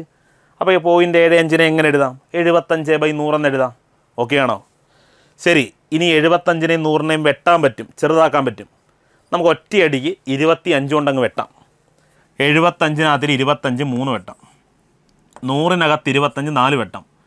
എന്ന് പറഞ്ഞാൽ ഇവിടെ 3/4 എന്ന് വരും ഭിന്നസംഖ്യ. ഓക്കെ, ശരി, ഇപ്പം തന്നെ നമുക്ക് ഏകദേശം നമ്മുടെ ഉത്തരം ഉറപ്പിക്കാം. എങ്കിലും മുന്നോട്ട് പോകാം. 1.01 മക്കളെ, 1.01നെ 101 ഞാൻ എഴുതുവാ. ഇവിടെ 2 പോയിൻ്റ് സ്ഥാനമുണ്ട് മക്കളെ. ആ 2 പോയിൻ്റ് സ്ഥാനത്തിന് കാരണം 2 100 കൊണ്ട് ഹരിക്കുന്നതല്ലേ? ആണ്. എടാ, 101/100 അല്ലേ? 2 സ്ഥാനം മാറ്റി പോയിൻ്റ് ചെയ്യുമ്പോൾ 1.01 കിട്ടും. 101/100നെ വെട്ടാൻ പറ്റുമോ? നടക്കത്തില്ല. കുറച്ച് പേർക്കൊരു തോന്നൽ വരും, എടാ നടുക്കത്തെ 0 വെട്ടിക്കൂടായോ എന്ന്. അങ്ങനെ ഉള്ളവരോട് എനിക്കൊന്നും പറയാനില്ല മക്കളെ. ഒരിക്കലും അങ്ങനെ വെട്ടാൻ പാടില്ല. 0 വെട്ടുമ്പം വലത്തെ അറ്റത്തുനിന്ന് മാത്രമേ വെട്ടാൻ പാടുള്ളൂ. അപ്പം ഇതിനെ വെട്ടാൻ പറ്റത്തില്ല. ശരി, നമുക്കൊന്ന് ക്രമീകരിക്കാം. ഭിന്നസംഖ്യയുടെ ക്രമം ഒന്ന് എടുത്തെഴുതുമ്പം മക്കളെ ആദ്യം 3/5. ഓക്കെ, 3/5. രണ്ടാമത് ആദ്യത്തെ 10/3. ആദ്യത്തത് 3/10. 3/10. രണ്ടാമത്തത് 3/5. മൂന്നാമത്തത് 3/4. നാലാമത്തത് 101/100. ശരി, ഇങ്ങനെ ക്രമം പാലിക്കുന്ന ഓപ്ഷൻ ഏതെന്ന് നോക്കി. 3/10, 3/5, 3/4, 101/100. ശരി, ഈ ക്രമം തന്നെ പാലിക്കുന്ന ഓപ്ഷൻ ഡി ആണ്. അതുകൊണ്ട് നമ്മുടെ ശരി ഉത്തരം ഓപ്ഷൻ ഡി ആണ്. വേറെ ഓപ്ഷനൊക്കെ അവിടെ ഇവിടെയൊക്കെ കിടപ്പുണ്ട്. മക്കളെ, ഈ ക്രമം തന്നെ പാലിക്കണം. യുക്തിസഹമായ രൂപത്തിൽ എഴുതുമ്പോൾ നമുക്ക് ലഭിക്കുന്നതെന്നാണ് ചോദിക്കുന്നത്. എന്ന് പറഞ്ഞാൽ ഇതേ ക്രമം തന്നെ പാലിക്കുന്ന ഓപ്ഷൻ ഏത്? Option D, option D, option D. Okay, അടുത്തോട്ട് പോകാം. വാ. ഒരു തേയില കച്ചവടക്കാരി 2 ഇനം തേയിലകൾ 5:4 എന്ന അനുപാതത്തിൽ യോജിപ്പിച്ചു. ആദ്യ ഇനം തേയിലയ്ക്ക് കിലോയ്ക്ക് 200 രൂപയും രണ്ടാമത്തെ ഇനത്തിന് കിലോയ്ക്ക് 300 രൂപയും വിലയാണ്. തേയില യോജിപ്പിച്ചത് വിൽക്കുന്നത് കിലോയ്ക്ക് 250 രൂപയ്ക്കാണ്. എങ്കിൽ ലാഭത്തിൻ്റെയോ നഷ്ടത്തിൻ്റെയോ ശതമാനം കണക്കാക്കുക. മക്കളെ, 4 ഓപ്ഷൻസ് ഇവിടെയുണ്ട്. 2.27% നഷ്ടം, 2.27% ലാഭം, 5.14% നഷ്ടം, 5.14% ലാഭം. നല്ലൊരു ചോദ്യമാണ്. ഒന്നുകൂടെ ഇതൊന്ന് കണ്ടേ. ഒരു തേയില കച്ചവടക്കാരി 2 ഇനം തേയിലകൾ 5:4 എന്ന അനുപാതത്തിൽ യോജിപ്പിച്ചു. ശരി, ആദ്യത്തെ ഇനം തേയിലയ്ക്ക് കിലോ 200 രൂപയും രണ്ടാമത്തേതിന് കിലോ 300 രൂപയുമാണ്. ശരി, നമുക്ക് ആദ്യം അവിടെ ഒന്ന് ചെയ്ത് നോക്കാം. എടാ, ഒരു തേയില കച്ചവടക്കാരി എന്തോ ചെയ്തേ? 2 ഇനം തേയില ഉണ്ടായിരുന്നു. ആ തേയില ഏത് റേഷ്യോയിലാണ്? 5:4 എന്ന റേഷ്യോയിൽ യോജിപ്പിച്ചു. ശരി, നമ്മൾ ചിന്തിക്കേണ്ടത്, എടാ, ഒരു പക്ഷേ 50 കിലോഗ്രാം ഒന്നാമത്തെ തേയിലയും 40 കിലോഗ്രാം രണ്ടാമത്തെ തേയില ഉണ്ടായിരിക്കും. ചിലപ്പോൾ 500-ഉം 400-ഉം ആയിരിക്കും. ചിലപ്പോൾ മറ്റേതെങ്കിലും സംഖ്യകളായിരിക്കും. എങ്കിൽ അതിനെ ചെറുതാക്കിയപ്പം ഒരെണ്ണം 5 എന്നും മറ്റവൻ 4 എന്നും വന്നെന്നല്ലേ എൻ്റെ അർത്ഥം? ആണ്. നിങ്ങൾ ഏറ്റവും സിംപ്ലസ്റ്റ് ഫോം വെച്ചെന്ന് ആലോചിച്ചാൽ മതി. എന്ന് പറഞ്ഞാൽ, എടാ, ഒന്നാമത്തെ ഇനം തേയില ഒരു 5 കിലോഗ്രാം ഉണ്ടെന്നങ്ങ് കരുത്. രണ്ടാമത്തെ തേയില ഒരു 4 കിലോഗ്രാം ഉണ്ടെന്നങ്ങ് വിചാരിക്കും. എടാ, ഒരു പക്ഷേ ഈ 5ഉം 4ഉം ആയിരിക്കത്തില്ല. നിങ്ങൾ എത്ര വലുതിട്ട് ചെയ്താലും ഈ ചെറുതിട്ട് ചെയ്യുന്നതിൻ്റെ എഫക്റ്റ് തന്നെ കിട്ടുന്നത്. മനസ്സിലായോ? അതുകൊണ്ട് നിങ്ങൾ ചെയ്യേണ്ടത്, ഒന്നാമത്തെ തേയില മക്കളെ 5 കിലോഗ്രാം എന്നും രണ്ടാമത്തെ തേയില സുഹൃത്തുക്കളെ 4 കിലോഗ്രാം എന്നും എടുക്കുക. അങ്ങനെയെങ്കിൽ നമ്മളോട് പറയുന്നു, ഒന്നാമത്തെ ഇനത്തിന് കിലോ 200 രൂപയും രണ്ടാമത്തെ ഇനത്തിന് കിലോ 300 രൂപയെന്ന്. എങ്കിൽ മക്കളെ, ഒന്നാമത്തെ ഇനത്തിൻ്റെ കോസ്റ്റ് പ്രൈസ് കണ്ടുപിടിക്കാമല്ലോ. ഒന്നാമത്തെ ഇനത്തിൻ്റെ കോസ്റ്റ് പ്രൈസ് കണ്ടുപിടിക്കാൻ ഒന്നാമത്തേതിന് കിലോ 200 രൂപയാണ്. അങ്ങനെയുള്ള 5 കിലോ ഉണ്ടല്ലോ. എടാ, 1 കിലോയ്ക്ക് 200 എങ്കിൽ അങ്ങനെയുള്ള 5 കിലോ മേടിച്ചപ്പം അയാൾക്കാകെ 1000 രൂപ ചിലവായി അവിടെ. ശരിയാണോ? ആ തേയില കച്ചവടക്കാരിക്ക് ഒന്നാമത്തെ ഇനം മാത്രം മേടിക്കാൻ മക്കളെ 1000 രൂപയായി. ശരി, രണ്ടാമത്തെ ഇനത്തിൻ്റെ കോസ്റ്റ് പ്രൈസ് നമുക്കറിയാം 300. രണ്ടാമത്തെ ഇനം വാങ്ങുന്നത് 1 കിലോ 300 വെച്ചാൽ 1 കിലോ നമുക്കറിയാം. അങ്ങനെ 4 കിലോ മേടിച്ച്, എടാ, 1 കിലോ 300 രൂപയുള്ള തേയില 4 കിലോഗ്രാം മേടിച്ചാൽ ആകെ ചിലവാകുന്നത് 1200. ശരിയാണോ? 1200. എങ്കിൽ ആ തേയില കച്ചവടക്കാരിക്ക് ചിലവായ ആകെ കോസ്റ്റ് പ്രൈസ് എന്ന് പറഞ്ഞാൽ മക്കളെ 2200. ഓക്കെ ആണോ? ഇത്ര ഓക്കെ ആണോ? എടാ, മൊത്തത്തിൽ ആ തേയിലയുടെ കോസ്റ്റ് പ്രൈസ് 2200. ക്ലിയർ? നമുക്ക് മനസ്സിലായി. തേയിലകൾ യോജിപ്പിച്ചത് 5:4 എന്ന റേഷ്യോയിലാണ്. നമ്മളതിനെ ഒന്നാമത്തെ തേയില 5 കിലോഗ്രാം എന്നും രണ്ടാമത്തെ തേയില 4 കിലോഗ്രാം എന്നും എടുത്ത്. എങ്കിൽ ഒന്നാമത്തെ തേയിലയ്ക്ക് കിലോയ്ക്ക് 200 എങ്കിൽ അവിടെ ചിലവ് 1000. രണ്ടാമത്തെ കിലോയ്ക്ക് 300, രണ്ടാമത്തെ ഇനത്തിന് കിലോയ്ക്ക് 300. അങ്ങനെ 4 കിലോഗ്രാം അവിടെ 1200. മൊത്തം കോസ്റ്റ് 2200. ഇനി നമ്മളോട് പറയുന്നത് എന്തുവാ? അങ്ങനെ തേയില യോജിപ്പിച്ചത് വിൽക്കുന്നത് കിലോയ്ക്ക് 250 രൂപ നിരക്കിലാണ്. മക്കളെ, 1 കിലോ വിൽക്കുന്നത് 250 രൂപയ്ക്കാണ്. ശരിയെങ്കിൽ നമുക്കറിയാം, എടാ, ഇവിടെ മൊത്തം എത്ര കിലോഗ്രാം ഉണ്ടായിരുന്നു? മൊത്തം 9 കിലോഗ്രാം ഉണ്ട്. 5 കിലോഗ്രാമുള്ള ഒന്നാമത്തതും 4 കിലോഗ്രാമുള്ള രണ്ടാമത്തോടെ യോജിപ്പിച്ചാൽ മൊത്തം 9 കിലോഗ്രാം ആയല്ലോ. അങ്ങനെ യോജിപ്പിച്ചത് 1 കിലോ 250 വെച്ചാണ് വിൽക്കുന്നത്. എങ്കിൽ വിറ്റ മൊത്തത്തിലെ വില നമുക്ക് കണ്ടുപിടിച്ചുകൂടെ? തീർച്ചയായിട്ടും കാണാം. എടാ, രണ്ടിൻ്റെയും കൂടെ സെല്ലിംഗ് പ്രൈസ് കാണാൻ പറ്റും. സെല്ലിംഗ് പ്രൈസ് എങ്ങനെ കാണും? എടാ, 1 കിലോ വിൽക്കുന്നത് 250 വെച്ചാൽ അങ്ങനെ 9 കിലോ വിറ്റെങ്കിൽ ആകെ വിറ്റ വില എന്ന് പറയുന്നത് മക്കളെ 2250 എന്ന് വരും. 2250. വിറ്റപ്പോൾ കിട്ടിയ ആകെ വില മക്കളെ 2250. ആലോചിക്കുക, 2200 രണ്ടൂടെ മേടിച്ചത്. രണ്ടൂടെ വിറ്റപ്പോൾ 2250 രൂപ കിട്ടി. 2200 രണ്ടൂടെ മേടിച്ചത്. മൊത്തത്തിൽ വിറ്റപ്പോൾ 2250 രൂപ കിട്ടി. ഒറ്റയടിക്ക് പറയാം മക്കളെ ലാഭമാണ്. എങ്കിൽ നമ്മുടെ ചോദ്യം ലാഭത്തിൻ്റെ അല്ലെങ്കിൽ നഷ്ടത്തിൻ്റെ ശതമാനം എത്രയാണ് നമുക്ക് ഉറപ്പിച്ച് പറയാൻ പറ്റും. ഇതിനകത്ത് നിന്ന് 2 ഓപ്ഷൻ എറേസ് ചെയ്യാം. എന്താ? എടാ 2.27% നഷ്ടം എന്നുള്ളതും 5.14% നഷ്ടവും എറേസ് ചെയ്യാം. കാര്യം എന്താ? ലാഭമാണെന്ന് തിരിച്ചറിഞ്ഞ്. ശരി, ഇനി ആ ലാഭത്തിൻ്റെ ശതമാനം കണ്ടുപിടിച്ചാൽ മതിയല്ലോ. ലാഭത്തിൻ്റെ ശതമാനം കാണാൻ നമുക്കറിയാം. ലാഭം ബൈ വാങ്ങിയ വില ഗുണം 100. ലാഭം ബൈ വാങ്ങിയ വില ഗുണം 100. ശരി, എങ്കിൽ മക്കളെ ലാഭം എത്ര? 2200 വാങ്ങിയത് 2250 വിൽക്കുമ്പം ലാഭം 50. ലാഭം ബൈ വാങ്ങിയ വില എത്ര മക്കളെ? വാങ്ങിയ വില 2200. ശരിയാണോ? ഗുണം 100. നോക്കാം, കണ്ണു അടച്ച് മുട്ടയും വെട്ടിക്കളയാം. ഇനി മക്കളെ 50/22. 50നെ 22നെ 2 കൊണ്ട് ഒരു തവണ വെട്ടാം. അപ്പോൾ അതാ 25/11 വരും. 25/11. 25നെ 11 കൊണ്ട് ഹരിക്കണം, വേറെ മാർഗ്ഗമില്ല. 25/11 ചെയ്യുമ്പം 2 11 22, ശിഷ്ടം 3. പോയിൻ്റ് കൊടുക്കാം. 30-നകത്ത് 2 11 22, ശിഷ്ടം 8. പോയിൻ്റ് കൊടുക്കേണ്ട, താഴെ 0 കൊടുക്കാം. 80-നകത്ത് 11, 7 തവണ. 7 11 77, ശിഷ്ടം 3. അങ്ങനെ പോയിക്കൊണ്ടേയിരിക്കും. നമുക്ക് പറയാം 2.27% ലാഭം, 2.27% പ്രോഫിറ്റ്. 2.27% ലാഭമാണ് മക്കളെ നമ്മുടെ ശരി ഉത്തരം. ഓപ്ഷൻ ബി 2.27% ലാഭം. ഇതാണ് ശരിയായ ഉത്തരം. ക്ലിയർ ആണോ? മനസ്സിലായി കാണുമെന്ന് വിചാരിച്ചോട്ടെ. നമുക്ക് അടുത്ത ചോദ്യത്തിലോട്ട് പോകാം. ശരി, ഒരു മുറിയുടെ തറയുടെ നീളവും വീതിയും യഥാക്രമം 7.5 മീറ്ററും 2 മീറ്ററുമാണ്. 1/16 മീറ്റർ സ്ക്വയറുള്ള 40 ടൈൽസ് ഉപയോഗിച്ച് തറ ഭാഗികമായി മൂടി. ടൈൽസ് ഉള്ളതും ഇല്ലാത്തതുമായ തറയുടെ അനുപാതം എത്രയാണ്? ഓപ്ഷൻ ഉണ്ട് 10:1, 1:10, 5:1, 1:5. ചോദ്യം ഒരിക്കൽ കൂടി. ഒരു മുറിയുടെ തറയുടെ നീളവും വീതിയും യഥാക്രമം മക്കളെ 7.5 മീറ്ററും 2 മീറ്ററുമാണ്. 1/16 മീറ്റർ സ്ക്വയറുള്ള 40 ടൈൽസ് ഉപയോഗിച്ച് തറ ഭാഗികമായി മൂടി. എങ്കിൽ ടൈൽസ് ഉള്ള ഭാഗത്തിൻ്റെയും ഇല്ലാത്ത ഭാഗത്തിൻ്റെയും അനുപാതം എത്രയാണ്? മക്കളെ ഒന്നുമില്ല, ഇതാ എന്തോ പറയുന്നത്. എടാ, ഒരു തറയുടെ നീളവും വീതിയും 7.5 മീറ്ററും 2 മീറ്ററുമാണ്. എടാ, ഒരു തറയുടെ നീളം 7.5 മീറ്റർ, വീതി 2 മീറ്റർ. ശരി, അങ്ങനെയുള്ള ഈ തറയിൽ 1/16 മീറ്റർ സ്ക്വയറുള്ള, എടാ 1/16 മീറ്റർ നീളം എന്നല്ല പറയുന്നത്, 1/16 മീറ്റർ സ്ക്വയർ എന്ന് പറഞ്ഞാൽ എടാ ഇടുന്ന ടൈലിൻ്റെ വിസ്തീർണമാണ് പറയുന്നത്.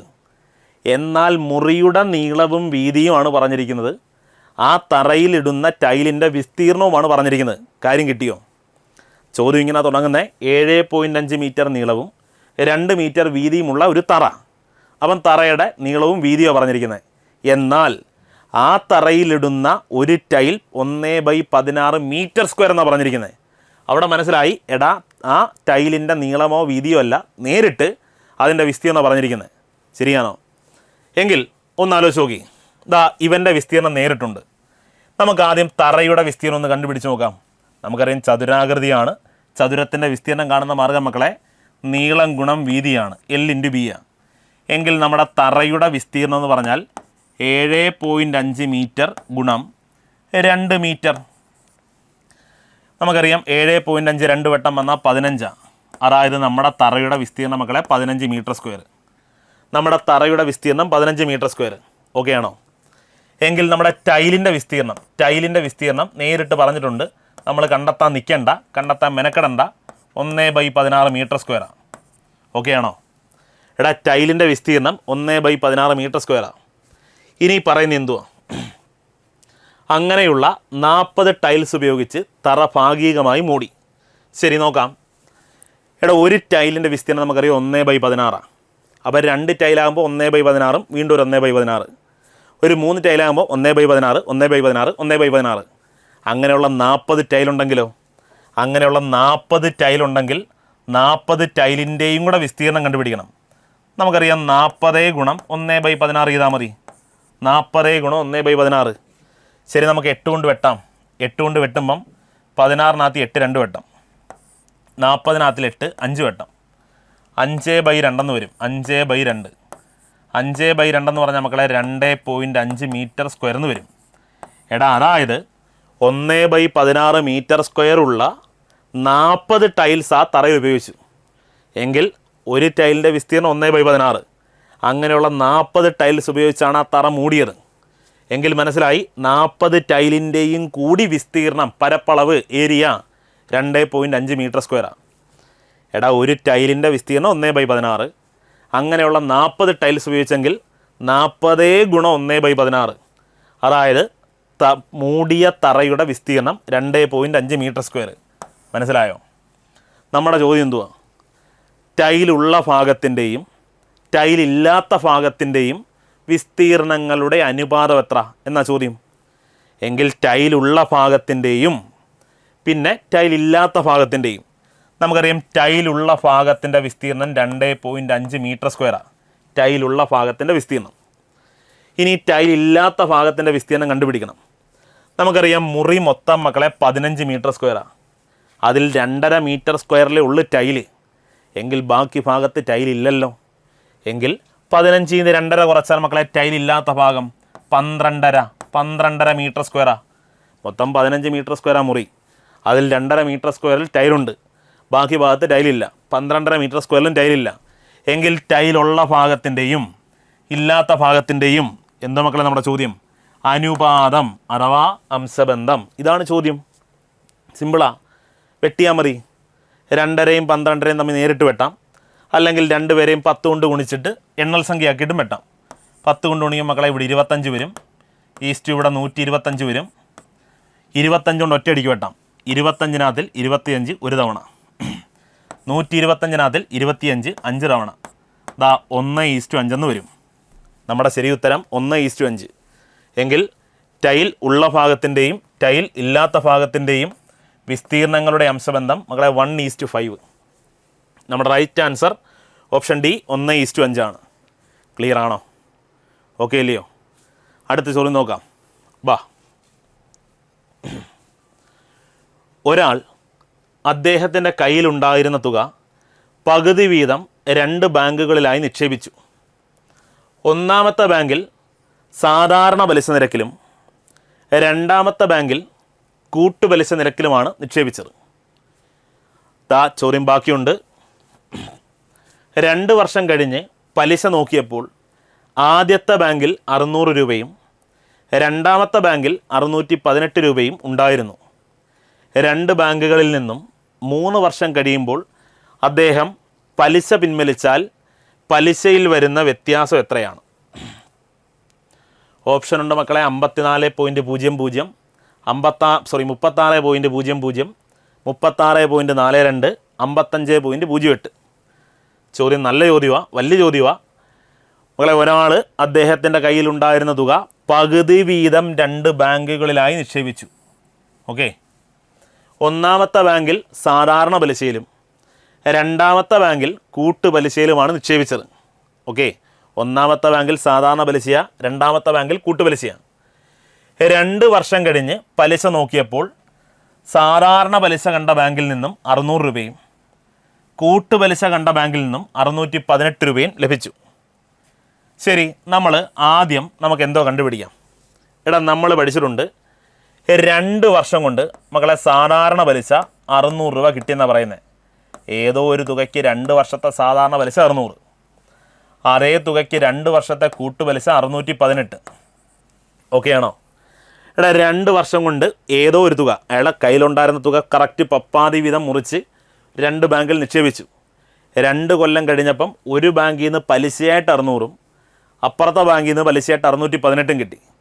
എങ്കിൽ പലിശ നിരക്ക് കണ്ടുപിടിക്കാൻ നമുക്കറിയാമല്ലോ, നമ്മൾ പഠിച്ചറാ. എങ്ങനെയാ? എടാ നമുക്കറിയാം 2 കൊല്ലം കൊണ്ട് സാധാരണ പലിശ 600 കിട്ടുമ്പം 2 കൊല്ലം കൊണ്ട് സാധാരണ പലിശ 600 കിട്ടുമ്പം സാധാരണ പലിശയാ എല്ലാ കൊല്ലവും തുല്യമായിരിക്കും. എല്ലാ കൊല്ലവും തുല്യമായിരിക്കും. എങ്കിൽ നമുക്ക് 2 കൊല്ലം കൊണ്ട് 600 കിട്ടിയാൽ മക്കളെ ഓരോ കൊല്ലവും 300 300, അടുത്ത കൊല്ലവും 300, പിന്നത്തെ കൊല്ലവും 300 300 300 300 വെച്ചായിരിക്കും കിട്ടുന്നത്. ശരിയില്ലയോ? അതേപോലെ കൂട്ടുപലിശയിലോട്ട് വരുമ്പം നമുക്കറിയാം 2 കൊല്ലം കൊണ്ട് 618 കിട്ടുമ്പം കൂട്ടുപലിശ എന്ന് പറഞ്ഞാൽ എന്തുവാ? പലിശയ്ക്കും പലിശ. പലിശയ്ക്കും കൂടി പലിശ തന്ന് തുടങ്ങണമെങ്കിൽ മിനിമം 2 കൊല്ലം വേണം. കാര്യം ഒന്നാമത്തെ കൊല്ലം പലിശ ഉണ്ടായാലല്ല രണ്ടാമത്തെ കൊല്ലം ആ പലിശയ്ക്കൂടെ പലിശ തരത്തുള്ളൂ. അങ്ങനെയെങ്കിൽ ഒന്നാമത്തെ കൊല്ലം നമുക്ക് നമ്മുടെ മുതലിന് മാത്രമേ പലിശ തരത്തുള്ളൂ. അതായത് ഒന്നാമത്തെ കൊല്ലം കിട്ടുന്ന പലിശ നമ്മുടെ മുതലിൻ്റെ മാത്രം പലിശ, വിച്ച് മീൻസ് ഒന്നാമത്തെ കൊല്ലം നമുക്ക് കിട്ടുന്നത് സാധാരണ പലിശയാണ്. മക്കളെ ഒന്നുകൂടെ വ്യക്തമാക്കി പറഞ്ഞാൽ എപ്പോഴും എപ്പോഴും എപ്പോഴും ഒന്നാമത്തെ കൊല്ലം കിട്ടുന്ന കൂട്ടുപലിശയും ഒന്നാമത്തെ കൊല്ലം കിട്ടുന്ന സാധാരണ പലിശയും തുല്യമായിരിക്കും. എങ്കിൽ ഒന്നാമത്തെ കൊല്ലത്തെ കൂട്ടുപലിശയും മക്കളെ 300. എങ്കിൽ രണ്ടാമത്തെ കൊല്ലമില്ലേ ബാക്കി മൊത്തവും കിട്ടിയത്? ആണ്. രണ്ടാമത്തെ കൊല്ലമാണ് നമുക്ക് ബാക്കി 318 കിട്ടിയത്. അതായത് 300 പ്ലസ് ഒരു 18 കൂടെ കിട്ടിയത്. ക്ലിയർ? എങ്കിൽ പറഞ്ഞ മക്കളെ ഈ 300 എന്ന് പറഞ്ഞാൽ നമ്മുടെ മുതലിൻ്റെ പലിശയാണ്. ഈ 300 എന്ന് പറഞ്ഞാൽ നമ്മുടെ മുതലിൻ്റെ പലിശയാണ്. ഈ 300 എന്ന് പറഞ്ഞാൽ നമ്മുടെ മുതലിൻ്റെ പലിശയാണ്. ഈ 300 എന്ന് പറഞ്ഞാൽ നമ്മുടെ മുതലിൻ്റെ പലിശയാണ്. ഈ 18 എന്ന് പറഞ്ഞാൽ എന്തോ മക്കളെ പറ? അതെ, നമ്മുടെ പലിശയുടെ പലിശയാണ്. ഒന്നുകൂടെ ആലോചിച്ച് നോക്ക്, ഒന്നുകൂടെ പറഞ്ഞു നോക്ക്. എന്തുവാ? ഈ 300 ഈ 300 ഈ 300 ഈ 300 നമ്മുടെ മുതലിൻ്റെ പലിശയാണ്. അപ്പോൾ ഈ 18 എവിടെ നിന്ന് വന്നെയാണ്? അതെ, നമ്മുടെ പലിശയുടെ പലിശയാണ് 18 രൂപ. അതായത് കഴിഞ്ഞ കൊല്ലത്തെ നമ്മുടെ പലിശയായ 300ൻ്റെ പലിശയാണ് മക്കളെ 18 രൂപ. കഴിഞ്ഞ കൊല്ലത്തെ പലിശയായ 300ൻ്റെ പലിശയാണ് 18. എങ്കിൽ മനസ്സിലായി, ഒരു കൊല്ലത്തെ 300 രൂപയ്ക്ക് അവർ 18 രൂപ പലിശ തരുന്നു. 300-ന് 18, 300-ന് 18. എങ്കിൽ അതിനെ നിരക്കാക്കാൻ 100 കൊണ്ട് ഗുണിച്ചാൽ മതി. ഓക്കെ ആണോ? ഒരു കൊല്ലം നമ്മൾ 300 രൂപ ഇട്ടാൽ അവർ 18 രൂപ പലിശ തരുന്നെങ്കിൽ പലിശ നിരക്കറിയാൻ അതിനെ 100 കൊണ്ട് ഗുണിച്ചാൽ മതി. 300-ന് 18 എങ്കിൽ 300-ക്ക് 18 പലിശ, 300-ക്ക് 18. എങ്കിൽ അതിനെ നിരക്കാക്കാൻ 100 കൊണ്ട് ഗുണിക്കുന്നു. മുട്ടയും മുട്ടയും മുട്ടയും മുട്ടയും വെട്ടി 18/3 എന്ന് പറഞ്ഞാൽ 6. അതായത് പിള്ളേരെ അവിടുത്തെ പലിശ നിരക്ക് 6%. മനസ്സിലായോ? അവിടുത്തെ പലിശ നിരക്ക് 6%. ഇവിടം വരെ ക്ലിയർ ആണോ? ഓക്കെ ആണോ? ശരി, നമ്മുടെ ചോദ്യം തീരുന്നില്ല. എങ്കിൽ 2 ബാങ്കുകളിൽ നിന്നും 3 വർഷം കഴിയുമ്പോൾ അദ്ദേഹം പലിശ പിൻവലിച്ചാൽ പലിശയിൽ വരുന്ന വ്യത്യാസം എത്ര? ഈ 2 ബാങ്കുകളിൽ നിന്നും 3 കൊല്ലം കഴിഞ്ഞ് ഈ മച്ചമ്പി പലിശ പിൻവലിക്കുന്നുള്ളൂ. എങ്കിൽ ആ പലിശയിൽ വരുന്ന വ്യത്യാസം എത്ര എന്നാണ് ചോദിക്കുന്നത്. ഇയാൾ ഈ 2 ബാങ്കിൽ നിന്നും 3 കൊല്ലം കഴിഞ്ഞ് പലിശ പിൻവലിക്കുന്നുള്ളൂ. എങ്കിൽ ആ പലിശയിൽ വരുന്ന വ്യത്യാസമാണ് കണ്ടുപിടിക്കേണ്ടത്. ശരി മക്കളെ, നമുക്കറിയാം ഒന്നാമത്തെ ബാങ്കിലെ പ്രത്യേകത എന്തുവാ? സാധാരണ പലിശ കണ്ടുപിടിക്കുന്നത്.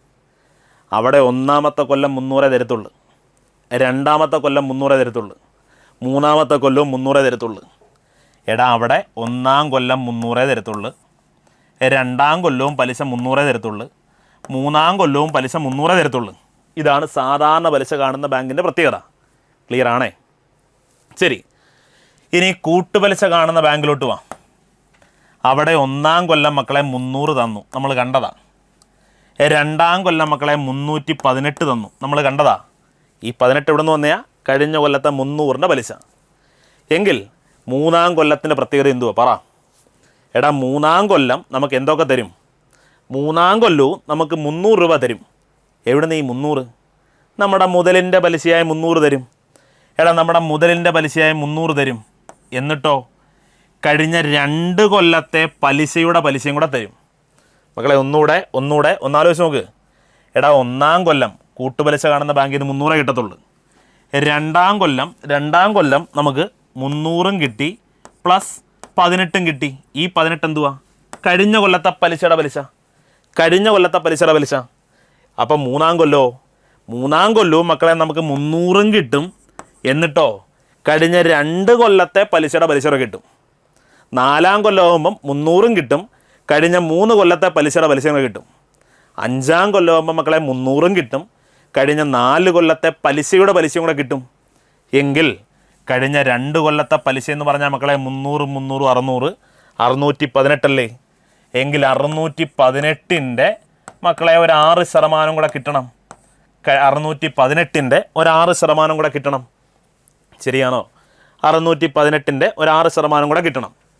എങ്കിൽ നമുക്ക് 100 കൊണ്ട് ഹരിക്കാനുള്ള അപ്പോൾ അതുകൊണ്ട് ഗുണിക്കാം. 6 8 48 ശിഷ്ടം 4 ഒരു 6 6 4 10 0 ശിഷ്ടം 1 6 6 36 1 37 37.08 കിട്ടും.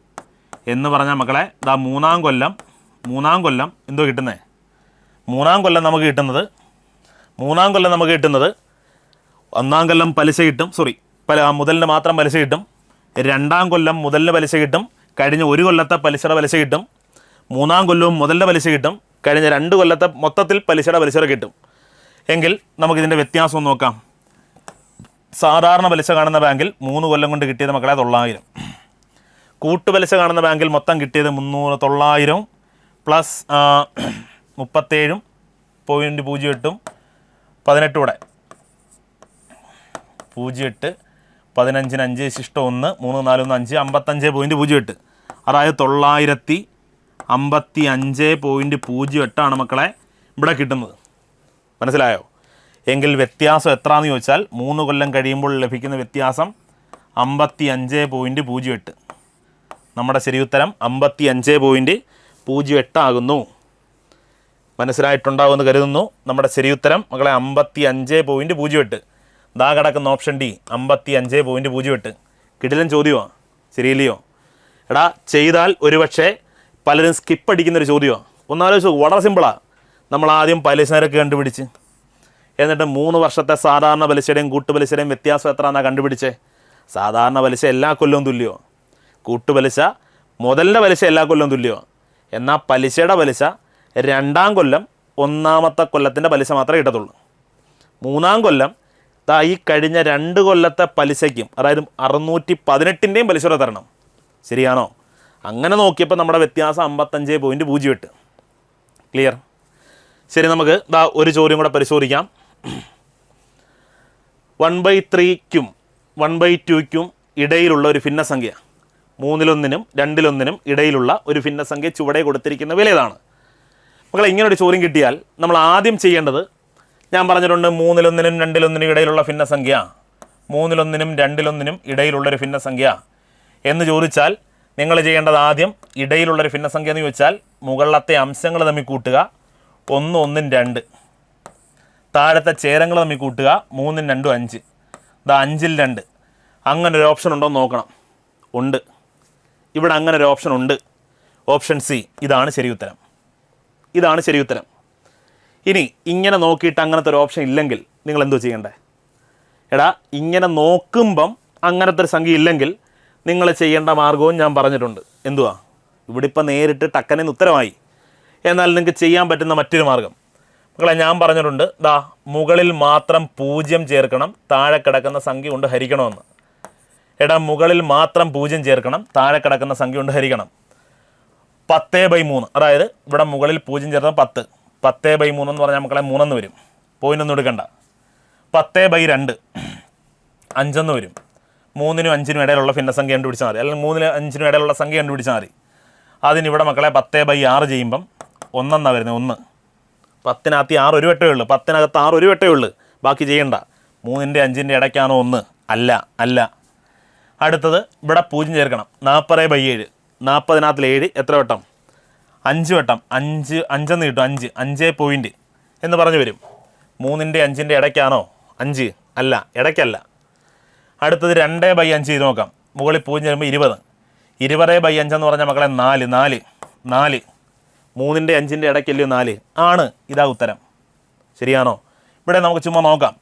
20/3. 20/3 എന്ന് പറഞ്ഞാൽ 20-നകത്ത് 3 6 വട്ടം 18. ശരിയാണോ? എടാ, 3-ൻ്റെ 5-ൻ്റെ ഇടയ്ക്കാണോ 6? അല്ല. അതുകൊണ്ട് ഇടയിൽ വരുന്നൊരു സംഖ്യ 2/5 ആണ്. മനസ്സിലായോ? ഞാൻ ആദ്യം പറഞ്ഞ കാര്യം നോക്കുക. അത് നടന്നില്ലെങ്കിൽ ഇതിലോട്ട് വരിക. ക്ലിയർ ആണേ? ഇനി ഒരു 0 ചേർത്തിട്ട് നടന്നില്ലെങ്കിൽ 2 0, എല്ലായിടത്തും 2 0 ചേർത്ത് ഹരിച്ച് നോക്കിയാലും മതി. എടാ, എല്ലായിടത്തും 2 0 ചേർത്തിട്ട് താഴെ കിടക്കുന്ന സംഖ്യ കൊണ്ട് ഹരിച്ചാലും പെർഫെക്റ്റ് ആയിട്ട് ഉത്തരം കിട്ടും. ഓക്കെ, ക്ലിയർ ആണെന്ന് കരുതുന്നു. അപ്പോൾ ഇന്ന് പറഞ്ഞ എല്ലാ ചോദ്യങ്ങളും വളരെ അത്യാവശ്യം നമുക്ക് പഠിച്ചിരിക്കേണ്ട ചോദ്യങ്ങളാണ്. വരാൻ പോകുന്ന LDCക്ക് സുപ്രധാനമായ ചോദ്യങ്ങളാണ്. തൽക്കാലം ഞാൻ ഈ ക്ലാസ്സുമായിട്ട് ഇവിടെ വിടവാങ്ങുന്നു. നമുക്ക് അടുത്ത ദിവസം ഇതിൻ്റെ സെക്കൻഡ് പാർട്ടുമായിട്ട് കണ്ടുമുട്ടാം. അതുവരെ ബൈ ഫ്രം വിശാഖ് പാവുമ്പ.